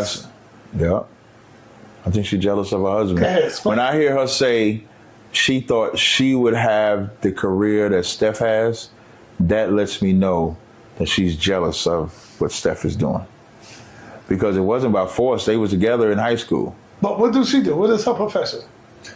She does cooking, right? She's basically a media personality. And I think when she says that, obviously she doesn't want to be a basketball star, because female basketball stars are not as prominent as NBA players anyway.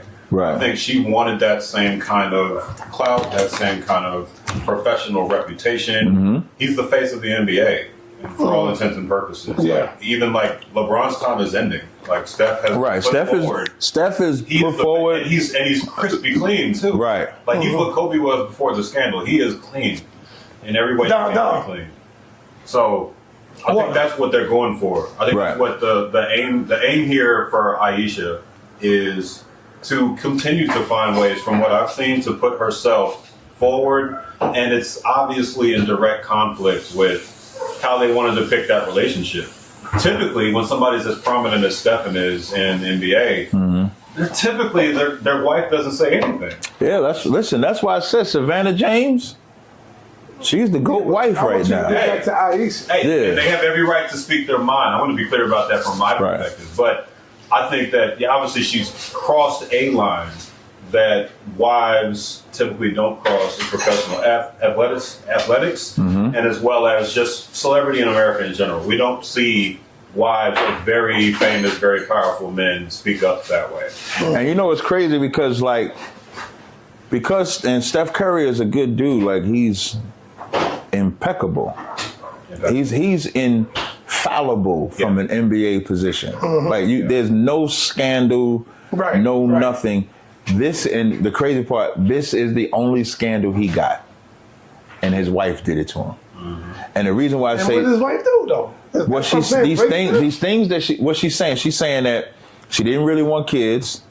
She wanted the career or spotlight that Steph has, and that Steph doesn't understand her. Steph be trying to understand her, but doesn't understand her, and that she's in therapy. Damn. And that's just sad when you got to come out and do all of this. Do you think, I'm gonna ask both of y'all. Private conversation. That is definitely something that you should be talking about behind closed doors. That's what I'm talking about. We shouldn't know you in therapy. Right. We shouldn't know you didn't want the kids. We shouldn't know Steph don't understand you. Man. So do y'all think it's dangerous when you become a figure like that to get married?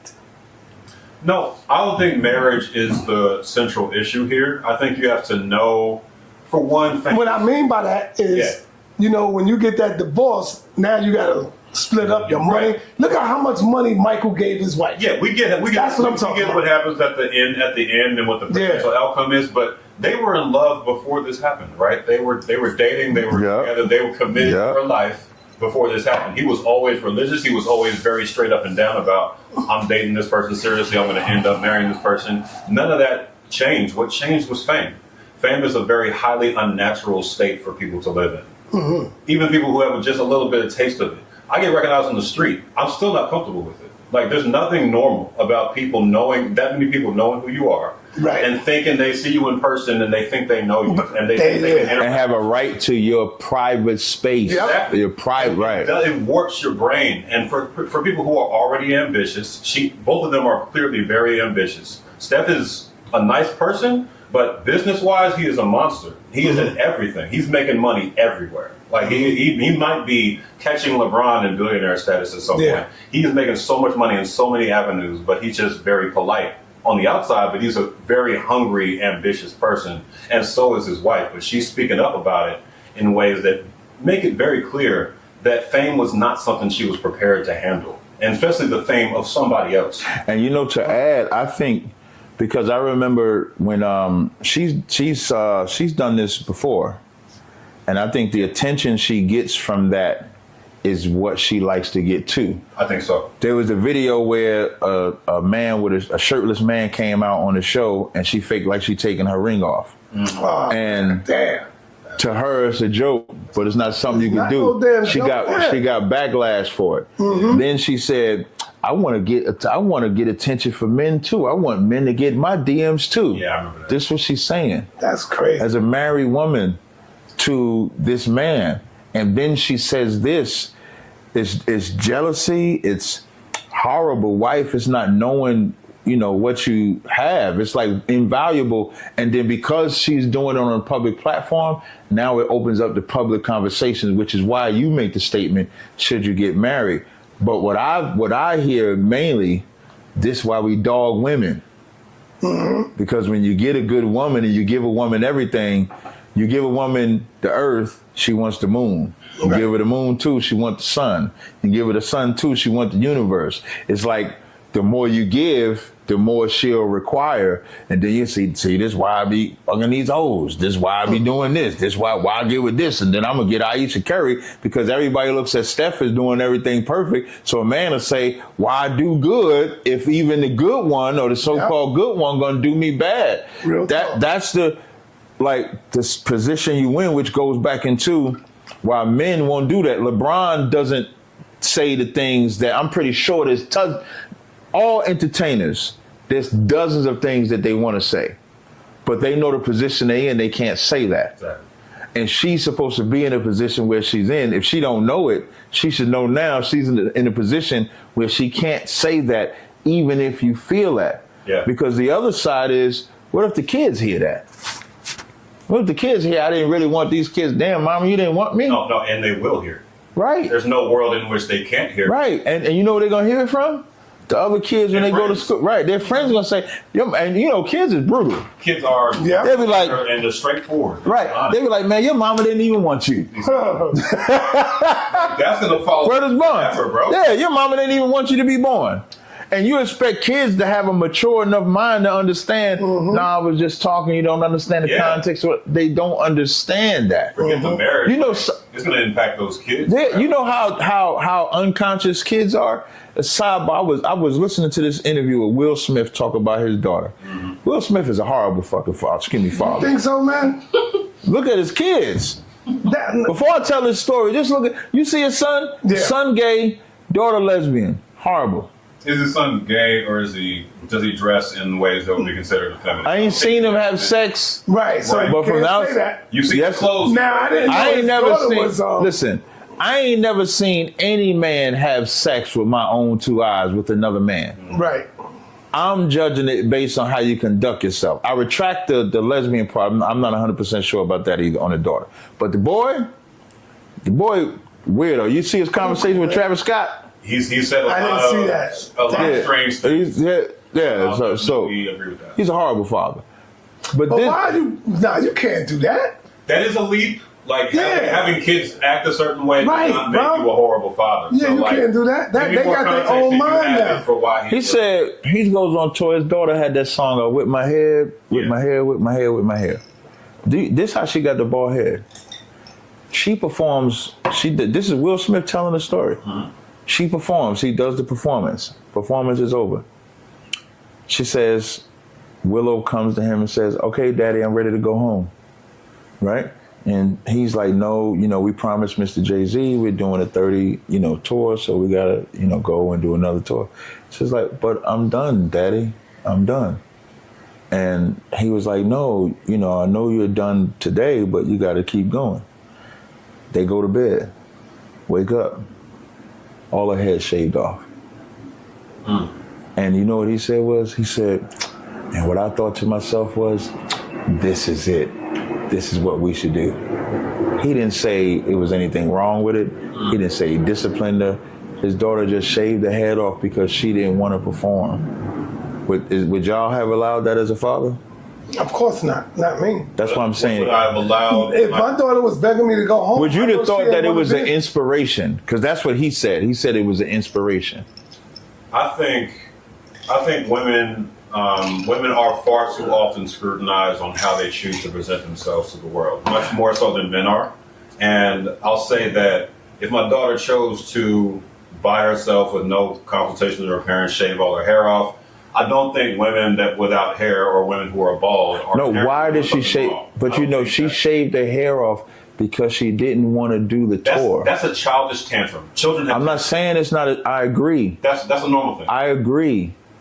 I wouldn't frame it as an inspiration. That's what I'm asking. Directly address your answer. He didn't address it as a father. He addressed it as, I'm subservient to my child. I get what you're saying. Like in Isaiah 3:12, it says, children are the oppressors and women rule over them. He responded like that. He didn't respond to it as a parent would. One, I don't think that's something, again, we're back to things that shouldn't be public conversation. Mm-hmm. Like it's not. I agree with that too. To be listening to Will talk about how he's parenting his kids. One, I don't care. And two, now that you've made me care, I have all kinds of questions. Like, there's a lot of things, a lot of pieces of this conversation.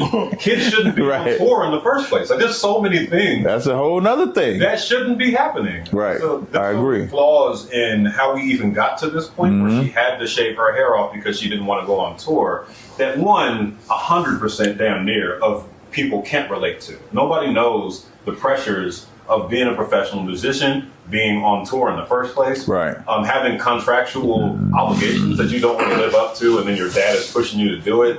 This is a warped situation that we shouldn't have been in the first place. I agree, and that goes to Aisha not understanding that very same dynamic and the conundrum that she put her whole relationship, like she bringing her relationship into the spotlight and not for good reasons.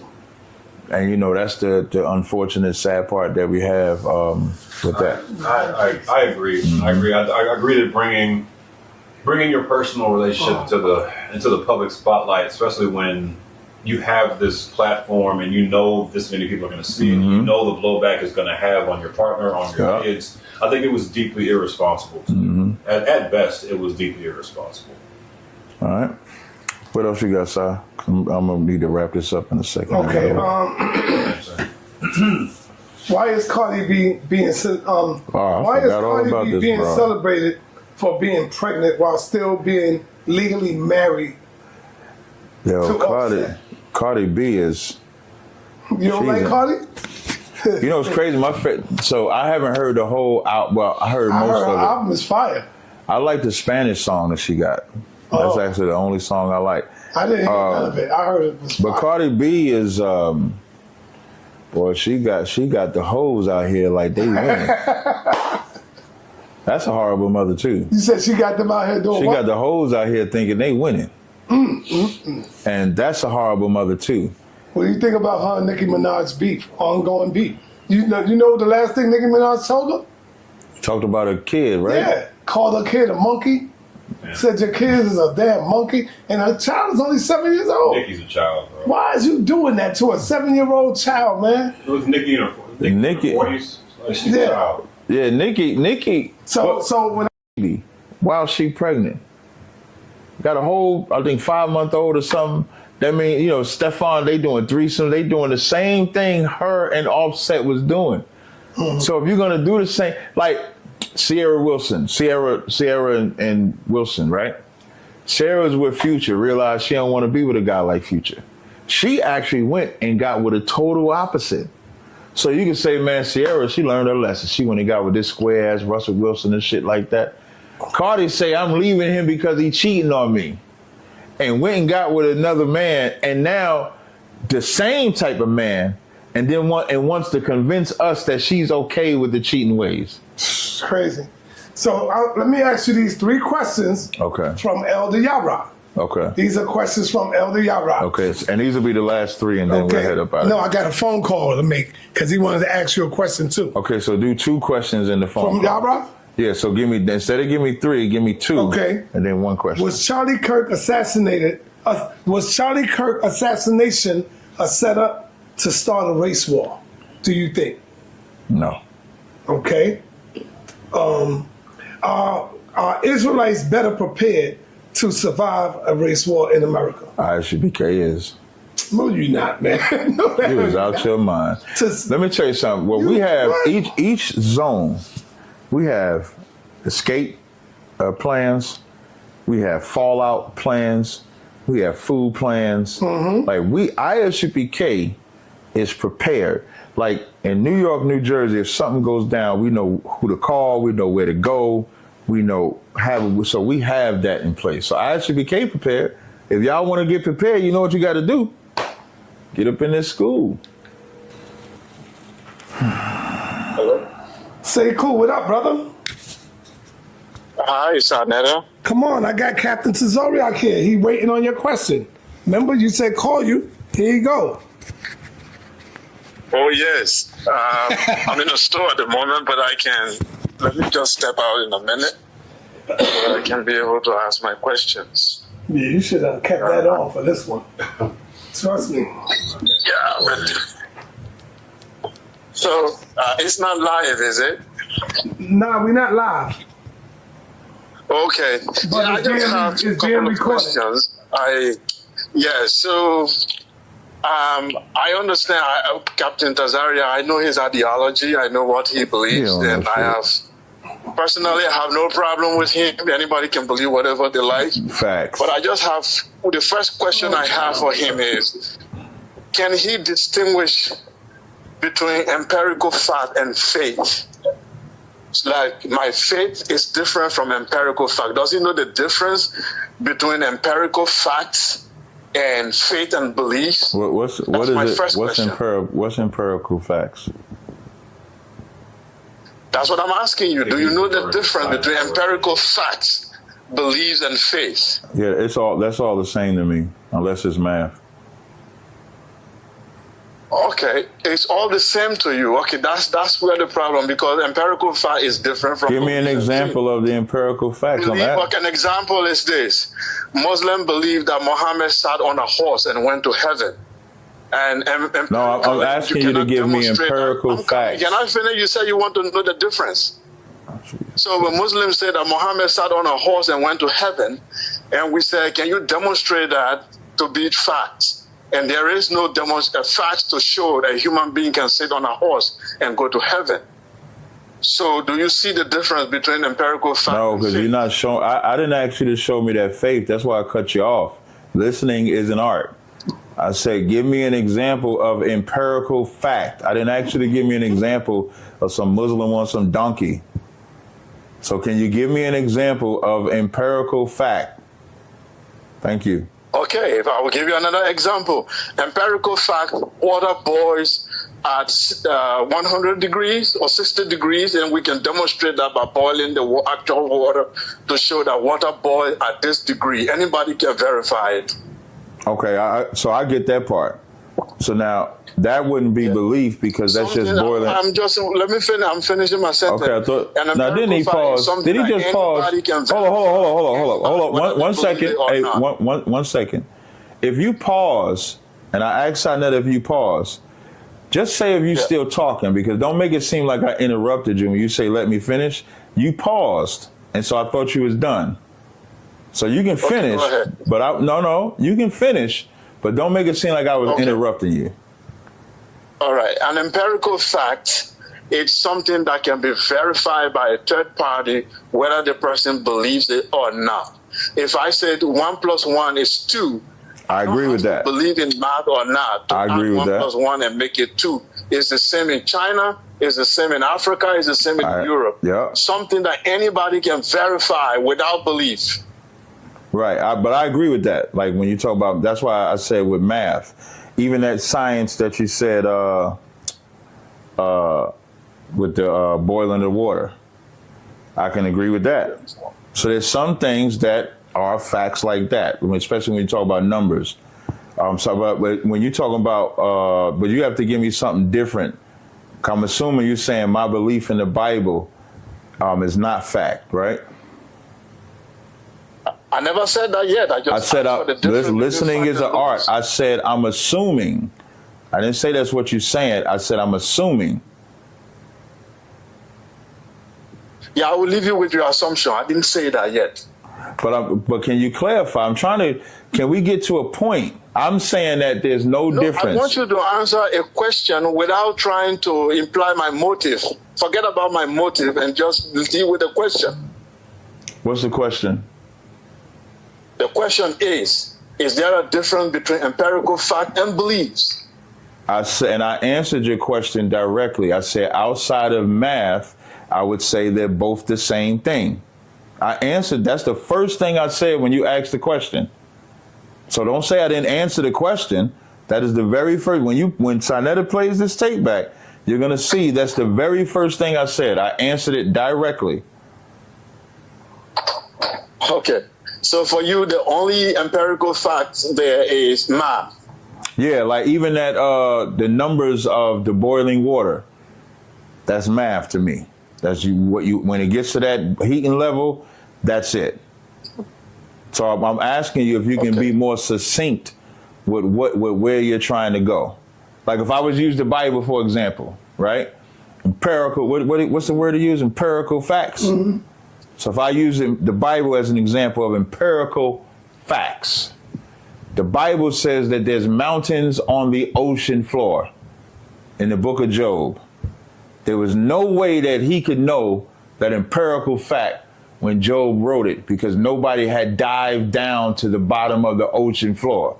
And then lo and behold, when Jacques Cousteau and submarines and all that could handle the pressure, they saw mountains on the ocean floor.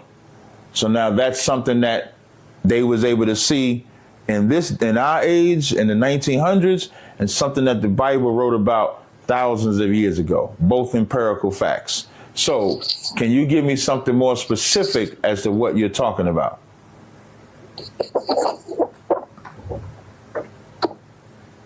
Did he hear me? Yeah, I can hear you. Okay, so can you? So I will proceed with my second question. Apparently, I just wanted people to know that you are saying that empirical fact is the same as belief, which is really not acceptable. This is what can I just read the definition because of people have different beliefs, but people do not argue empirical facts. Well, people do argue so this is what empirical fact means. A statement supported by direct observational evidence, meaning it is based on what can be perceived through the senses or measured through experiments and experience. These facts are verifiable and form the basis of scientific and other forms of research, like observing that 2 pencils are on a desk or analyzing data from a drug trial to see its effects. So empirical facts in the 1800s might not be the empirical facts in 2025 because the observation changed, but it would be a fact in 1800, right? No, that's not what it is. So I just read it. Fact is what is observed to be true. What you are saying there is that when the evidence change. So that's not what I said. But I wanted to establish that and move to my second question, because this will help us understand the second question or the third one. So my second question is that I've seen some of your video where you've actually said that Black Americans or Hebrew Israelites are more closer to Japanese and white people than Africans. Right. And they are the more closest to you according to your Bible story. So I'm asking you, if I don't believe in Bible and I believe in empirical fact, how do I measure that? Is it biologically, DNA, or historically? How do I measure that you are closer to the Caucasian? I don't know what science could substantiate what I'm saying, because even the science for DNA can only go back so far. Meaning, when you do DNA, if I was to go take a DNA for Ancestry and went to 3 different clinics, I would get 3 different answers, because the science for the question that you're asking is not as accurate as for a child. For a child, it's 99.9%. So if I take that DNA for that child, because that's live data, it'll be accurate. A DNA for my Ancestry is not live enough data. And that's not even something just for DNA for Ancestry. When they do carbon dating, it's the same thing. They carbon date based on assumption, based on what they assume the levels of carbon would be 5,000 years ago. They don't base it on tropical changes, climate changes. They don't base it on none of that. So that's not empirical data on your side. If you said it wasn't empirical data on my side, I wouldn't argue. But both answers would still be belief. So I believe, based on Ham, Shem, and Japheth, that the Shemitic tribes are closer related than the Hamitic tribes and the Japhetic tribes. That's why I make that statement. Yeah, but my question still, though, I'm saying that if I don't believe in the Bible, I don't, how do I know your statement is true? How do I measure it? What was my answer when you just asked me that question? You said based on Shem and Japheth, and you are trying to say that DNA is believed, which is false. But I'm asking you, how do I measure it? I'm not asking you, if you tell me that this is the yardstick you can use to know that I'm closer to this population. I asked you what was my answer, and you went to Shem and Japheth, which is telling me that you're not listening to me, just like you didn't listen. But Shem and Japheth is believe. I said I don't believe in the Bible. I made it very clear. I said, what measurement can you give me? You asked me not to interrupt you when you were talking, and I gave you the floor, and then you're interrupting me. I never have a problem being interrupted, but you're gonna have to give what you're asking, or I will begin to interrupt you.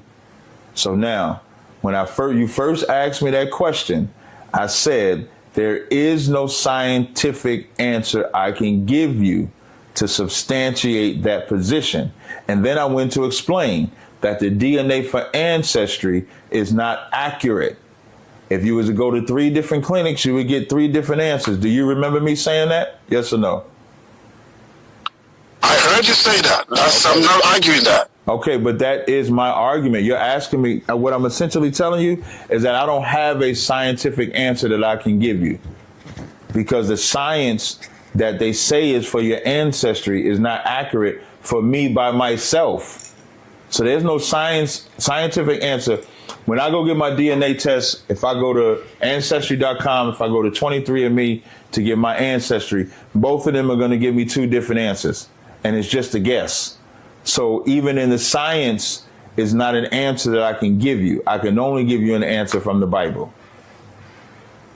Okay, so let's use the common sense, since we all have 5 senses. Do you think you look more like European and Japanese phenotypically, or you look more like African phenotypically? I look more like what you would call Hamites typically. Africans. Yeah, do you look more like European and Japanese, or you are more similar to African in phenotype and skin color? Skin color, I would say I look like Shemitic tribes, like the Ishmaelites or the Muslims or Palestinians. Skin color, East Indians, which are also Shemitic, they have skin color. So I don't know if I would use melanin as the reason, because Africans aren't the only ones with melanin. But if you're talking about... So phenotypically, you look like Palestinians. Is that what you're telling me? You're interrupting again, African. sa.neter, I hope you are recording this. African, you're interrupting again, man. I don't interrupt you when you talk. Can you control yourself? Thank I you. am controlling Then myself. why do you keep interrupting me? Stop interrupting me. Shut your mouth.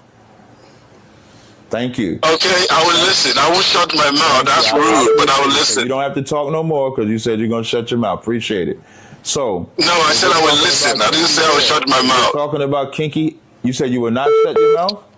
No, he ain't say that. No, I will not shut my mouth. That's a disrespectful comment. Okay, you have to say, listen to me. Hey, it's disrespect to keep interrupting me after I keep saying don't. Ain't that disrespectful? No, I'm trying to make, we are having a dialogue here. We are not fighting. So if you pause, I can come in. But you don't have to be, you are the one who is getting emotional and saying, shut up. I've never used any rude comments since I came in here. You keep interrupting me. That's not rude? No, it's not. We are having a dialogue. If you ask me to not interrupt while you're talking, and then I be quiet while you're talking, but when I talk, you interrupt, is that not rude?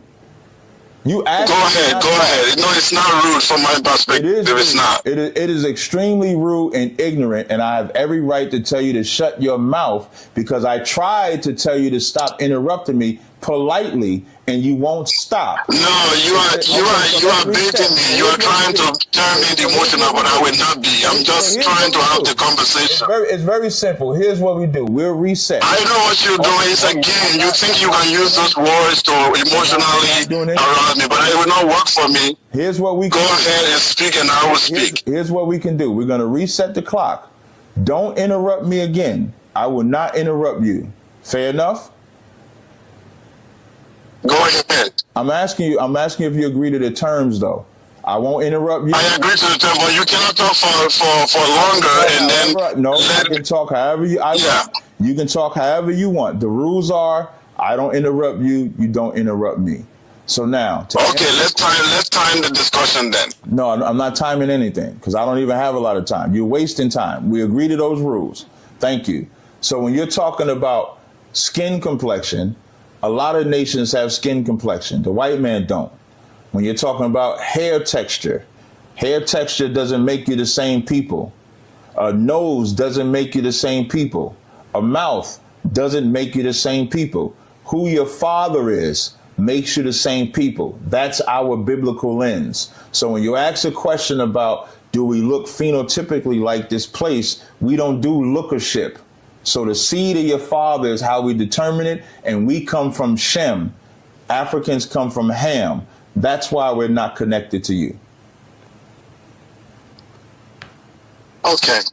So phenotypically, you look like Palestinians. I just want that to be on record, and we're going to be putting your pictures up with Palestinians. Now, let me go to the next question.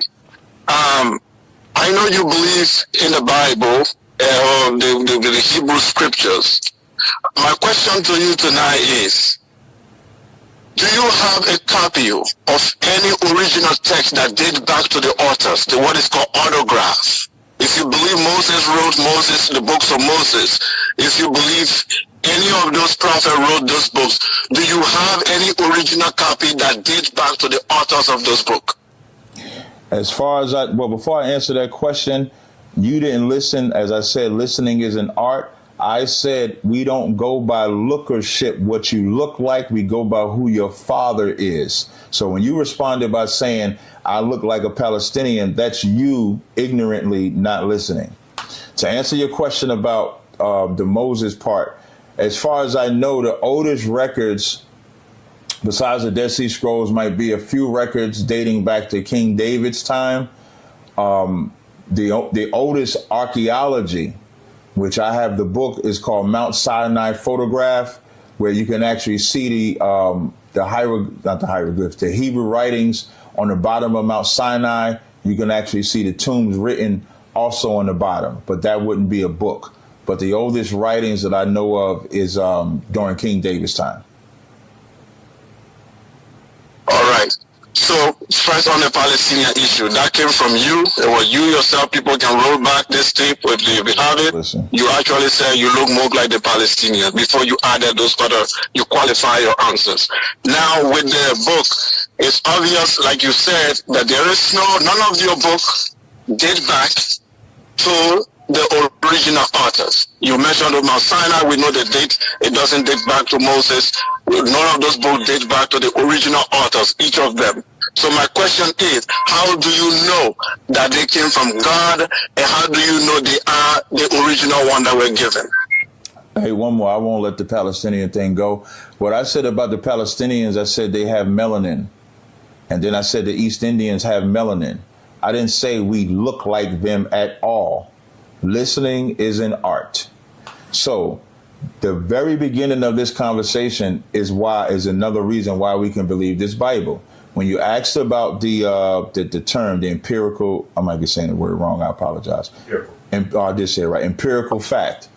One of the examples I gave was mountains being on the ocean floor as proof that the Bible has empirical fact that science had to catch up with. Also, springs being on the ocean floor, empirical fact that science caught up with. Life being in the blood, empirical fact that science caught up with. So there's things outside of just the history of Israel being in the Bible that only a God could have given the prophets of the Bible that is true. So that's why I believe the Bible. The Bible has information in it that can't be answered during that time period. So that's why I believe the Bible too, among just being Israel. I'm using something outside of regular Israelite history that only a God could have given a man for you to know. Let me ask you, Captain, will you debate Sekou? I don't even know the nigga. You know him, he debated, I don't know him. Who did he, he debated Unc. No. He beat Unc up. I made this decree, that last This debate. is an African brother, man. Yeah, but he got to be somebody for me to debate him. He is. He's a scholar, nobody, bro. He's a nobody. Nah, I can bring my credentials. Does he want to see my credentials? Let's see how educated we'll be. He thinks I'm an illiterate guy. he's known, bro. Well, when I say somebody, you got to be somebody worth my time. When I did the debate with that guy, I got to answer the human question. Yes. When I did the debate with that guy, after that debate, I said, I'm no longer just debating anybody. You got to be worth it. You got to be somebody. I don't know you to debate you. You could be smart, you could be intelligent, Man, all that. People would love this right here. They know who I wouldn't. is. Yeah, I wouldn't. Hey, tell Sai, you can send me whatever he want. I'll put it on my YouTube channel, see if they want me to entertain you. All right, hey, Sekou, thanks, brother. We got to go on this one. Oh my God, I'm not done, but it's fine, sa.neter. I will stop here. So peace and blessing. Hey, you know what? We could finish it on YouTube. So he might not debate you, but he'll probably jump on and have a conversation or something.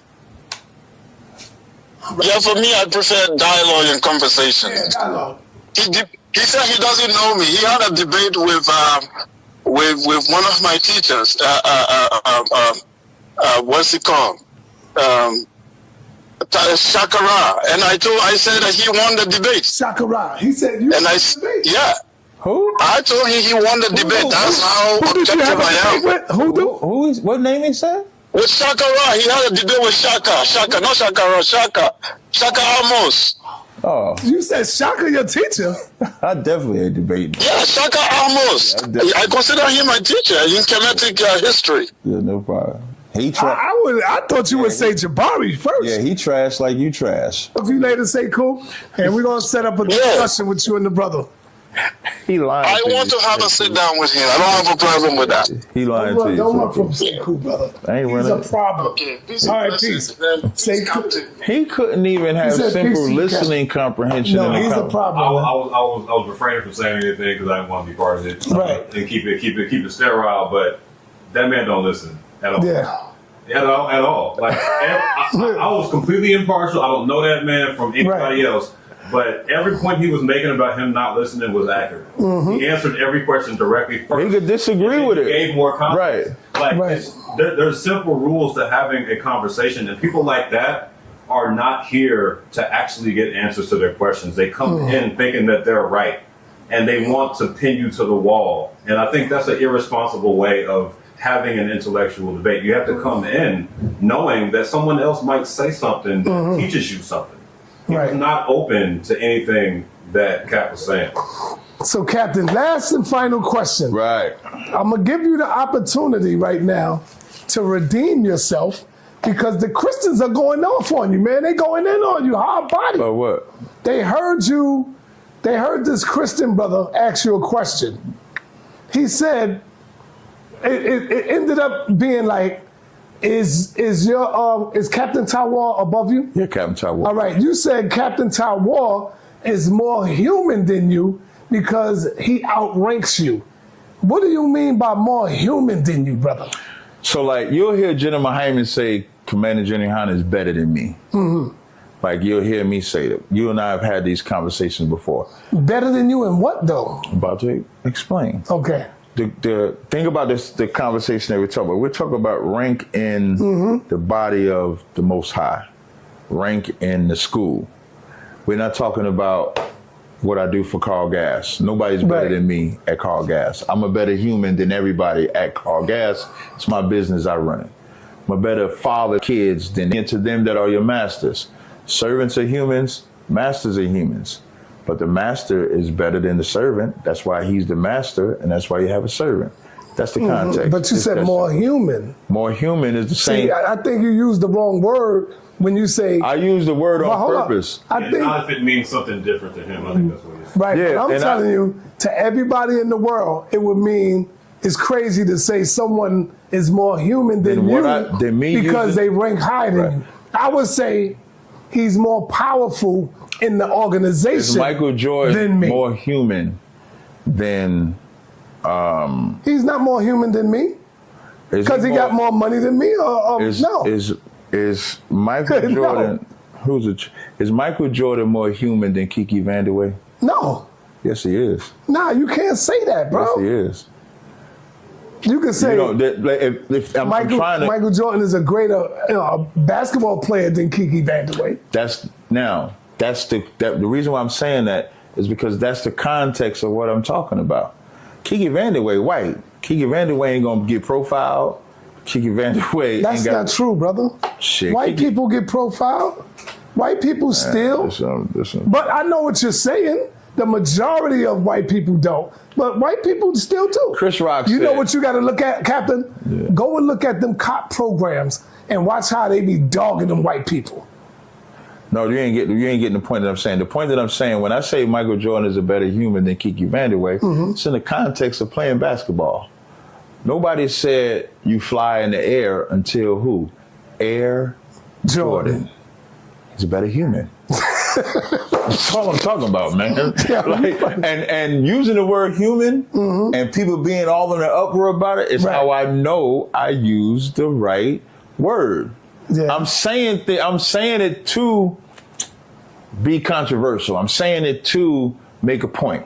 But it make you look crazy though, man. I'm already crazy. I would say that there's a piece missing in this conversation in that people listening to you are probably still hungry for, like, how do you define this word human? Because there you go. Gave me, it doesn't make sense to me yet. Yeah. Like, I still don't get what you mean by human. Because if you say, how would you frame it with me and you? Right. Like, which one of us is better? If you got a basketball team, it's 12 players. Yeah. Somebody's going to be better than the other? Yes. Better at something else. That's all I'm talking about. When I said, if you would have heard the tape, if you would have heard the clip, I'm not talking. That's why I said I'm a better father to my kids. Right. I'm a better human than in that. I'm a better human at Carl Gas. Yeah. That's the context I'm talking about. I'm using the word human. So you mean better at being that specific thing. Right. Not overall human. But so you got to explain that though. What's the difference in overall human and how you use it? Meaning, as an overall human, we all start off the same. Right. But when you in a profession, somebody's gonna be better than that other person. Meaning that human gift that they have at that profession is better than the human gift you have at that profession. I think we all understand the lens of talking about it towards a profession. But when we talk about being a human, when we talk about spirituality, spirituality is what you're talking about. It's the word that you use when you said human to refer to. No, but look, it's the way you said it. You said he's a better human. More human because than I'm me. talking, but I was How could talking. Anybody be more human? But I than was you? talking spiritually when I was answering. Yeah. His rank over me is spiritual, so he's better than me. Right. This makes sense to me. I think we're getting to a point that makes sense. I think if I had to explain it in very clear terms, when you say better human, if we had to translate it, it sounds like it's lingo or slang that makes sense to you and people you That's know. all. But that translation is that he's more spiritual or further down that path towards spirituality. And I did. And so when the battle was over, and to my audience, which I didn't have to explain it to my audience for the record, my audience understood it, but I explained it anyway. Yeah. But what I liked about it is that you made his wife laugh at him at the end of that. When you said, he's more human than me, but I'm more human than you. Right. And she just bust out laughing. She started laughing at him and shit. Yeah, she laughed at him a couple times. Oh, man. When I said, I don't know what listening you doing or something like that. It made me laugh when you said that shit. Because I am more human than him. And that's the point. So, like, in our structure, Commander General Hanna is better than me. That's why he's Commander General Hanna. But let me tell you the danger in saying that.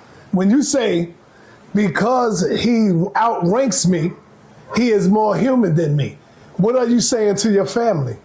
Because they outrank your children, they outrank your wife. Right. Are they better human than your children? No, but they know this. But that's what I'm saying. When people know what I teach and how I teach, and I've been saying this for a long time, in Ephesians it says, servants be obedient to your masters. A master is greater than a servant, right? Mm-hmm. So the master is better than. Pause. Actually, no, I would disagree. I don't think a master is better. I agree. I agree with what he's saying. That feeds into the mentality we've had since slavery. That somebody. Yeah, I agree with what he's saying. They're better. No, they're not. You know, in Ephesians, that's one of the scriptures they would use when it says, "Slaves be obedient to your masters." Right. Now let me. I think that's fucked up too, personally. No, it is. Yeah. No, it is. So now, but when you read the whole all the verses, so it starts off saying, "Masters, be obedient to your servants." Yeah. Not with eye service, but as fear and trembling, as unto the Most High. When you read servants to masters, servants got to do that to the masters, and then 2 verses down, it says, "Masters do the same thing to them." So even though the master is above the servant, the master has to do the same thing to the servant. So my point ain't what they have to do for each other. Yeah. My point is the rank, because there is a rank. And the point of having rank is that if we're all equal, I can't tell you what to do. You can't tell me what to do. Now we just stuck with both thinking our ideas should matter. But if you do outrank me, you can tell me what to do. I can follow you. And then if I have an idea and you listen to the idea and you say, no, that idea works better, you can say we're going to rock with that idea. That's the focus of rank. So if I outrank you, am I a better human than you? Yeah. From when we're talking about, using the wrong listen to what I'm saying. But I'm only talking spiritually. I'm only talking about in the spirit, because I rank. You got to change human to power. No, but our rank only comes from the Most High, and I should be K. And I was explaining this to you earlier when he was asked about our rank structure. Our rank ain't based on time served. Right. Our rank is based on your work of the Lord, because your rank comes from the Lord. I said that verbatim earlier. Yeah. Your rank comes from the Lord. So he's better than me because his rank came from the Lord. I only use the basketball examples so people can understand what I mean by better. How does your rank come from the Lord, though? By the work that he does, by the information, by the knowledge that he has. It ain't knowledge. Okay. Because it's what he does. So like I'm a baby in the truth. Even though, so I'm like 16 years or whatever. The truth been out since 1969. Commander General Hanna been in it for a long time. But in the short time that I've been in the truth, look at what the Most High has allowed me to do. Right. That's the Lord given rank. That's what we mean. The Lord did that. Because men that want to end it right here, because men, let's take it outside of ISBK, like you was mentioning GMS and other groups and stuff like that. Men that have, quote unquote, in their mind or whatever, been the Israelite longer than me, have not done what I've done. But the Lord is the one that used me. That's why we say the Lord gives rank. Because how can you see the Lord allow me to do the work for him that he's done and then not say he deserved to have this rank? Now, what if I was to tell you, and no disrespect to none of the ISUBK, that you are more popular than General Yohana today. And guess what? The Lord made it that way. Your Lord. Feeling like Malcolm X. And you know what? Yeah, like that. Like Malcolm X. Right. Malcolm X outranked. He's more popular Right. than Elijah Muhammad. Became a Right. problem. Right. You see what I'm saying? Right. Like Khalid Muhammad became more popular than Minister Farrakhan. Right. You now are becoming more popular than damn near your whole goddamn ISUPK crew. Now, not only did the Lord... How do you feel about that? Now, who wanted that besides the Lord? Nobody but the Lord. That's a lie.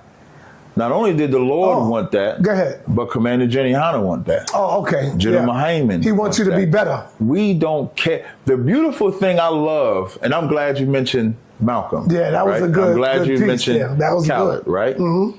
And I said this, I think, in the debate that we had with Khalid Muhammad. Not Khalid. Why do you think everybody calls you for interviews now? Right. No, you're right. But here's the beautiful thing and what I love about ISUPK. There's a lot of lessons that can be learned, right? And the lessons that can be learned is that popularity doesn't supersede brotherhood. Right. Popularity doesn't supersede the organization. We're supposed to want all of us to be popular for the truth to go out.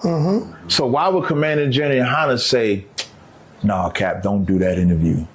Right. Don't do this." Right. No, I don't think he would ever say I'm not saying, no, I'm saying this because this is a lesson that needs to go out because this was the downfall of Malcolm and Elijah. Right, It's right. the downfall of Khalid and Farrakhan because when they see somebody coming They up, got putting jealous in of work, each other. and you know the thing about it, Malcolm had a zeal. He just loved being a Muslim. Khalid had a zeal. He just loved being a Muslim. And he doing the work because he feel Farrakhan put him in that space to go teach. He doing it. This one put me in a space to go teach. I'm doing it. Commander Jenny Hanna, I didn't want to do this. They told me to. Listen, if General Muhammad don't do interviews, so I have to tell this story. When me and Polite did that debate the first time on the street, I went to General Muhammad. I gave him the report and said they want to do the debate. I told General Muhammad, I said, yeah, so Captain Tawar going to debate. Because in my mind, Captain Tawar, I'm not even a captain at the time. Right. I'm just Officer 5,000. I say, Captain Tawar going to do it. General Muhammad said, nope, you going to do the debate.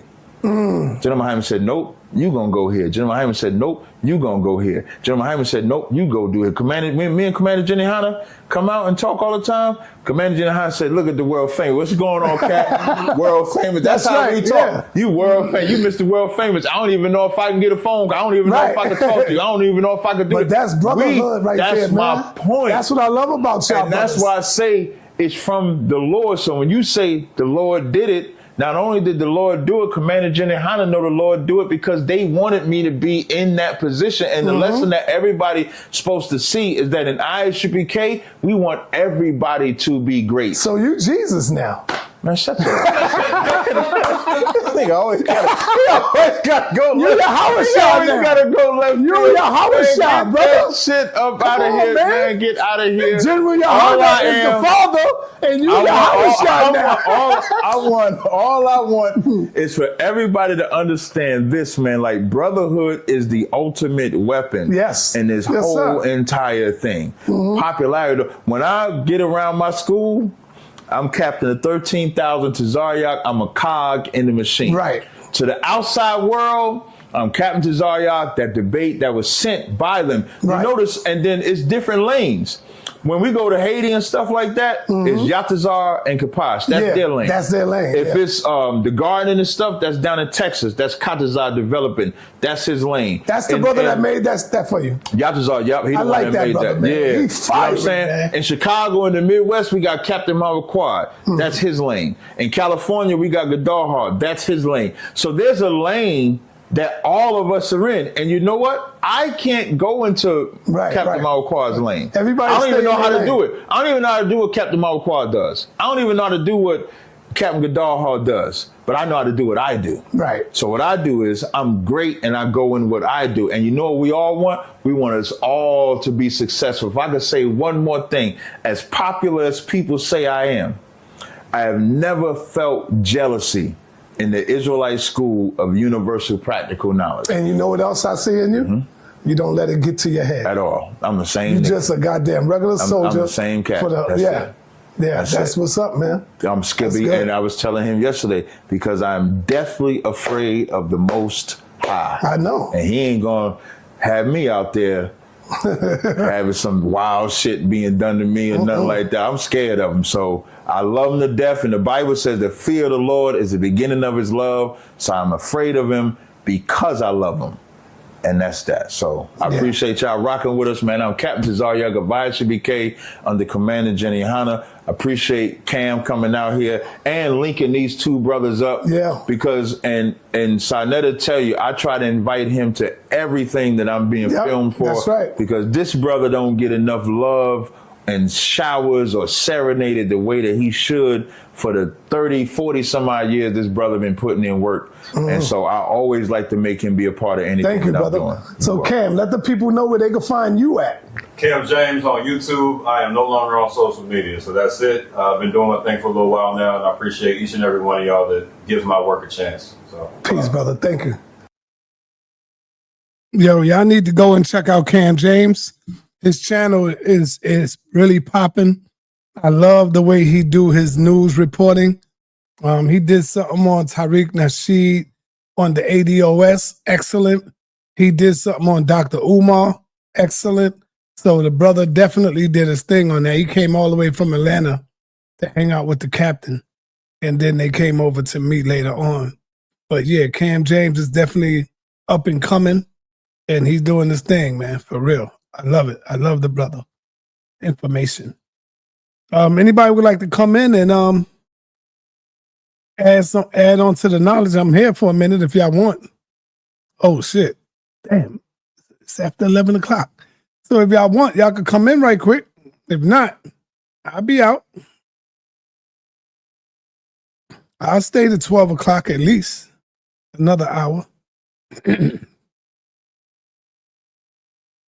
All right. Nobody would like to come in. That's cool. The link is in the chat. The link is in the chat. All right. I hope y'all ready for we getting closer and closer to this debate right here. The debate is getting ready to go down. This is going to be one y'all don't want to miss. Whoever miss it, y'all just going to miss it. Because I'm putting it right in the vault.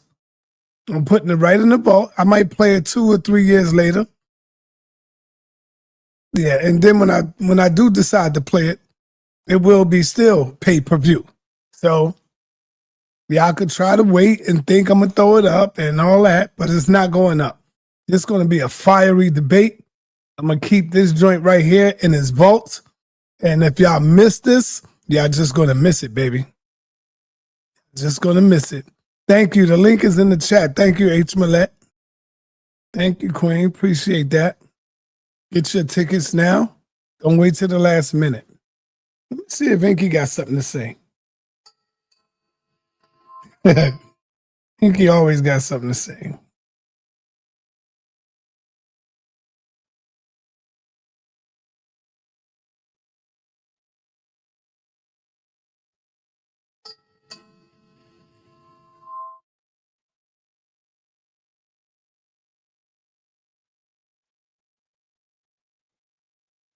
If y'all want to come in, hit that link. Damn, they really blocked my channel today. I was going to say I can't believe it, but I can believe it.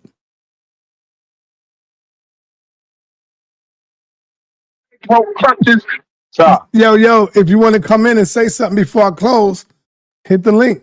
You good? You want to talk about last night debate? Damn, I'm not even in the house. We got to go live tomorrow, though, son. Okay, I'll go live tomorrow. No, I mean, me and you, like, we got to do something on purpose. Okay, you live now. The people hear you. Oh, all right. Well, yeah. We got to go live tomorrow and do something on purpose because, you know what I'm saying, that was crazy with homeboy with the witch hat on and all that. You know what I'm saying, Si? Like, that was wild right there. Well, you know, you got to expect that from the minor leagues, man. That's the minor leagues, brother. Come on, Si. There ain't no minor leagues in Harlem, bro. There ain't nobody wearing no witch hat and leather vest with their arms out and all that. That was wow. Well, so we got to deal with. You can't hate on somebody's style. That's how he coming in. That's his style. I remember when you came in, you You used to wear the white jacket, the doctor's jacket. I still got my white jackets. I still got my white jackets. I know. But hold on. But nah. That come on, sir.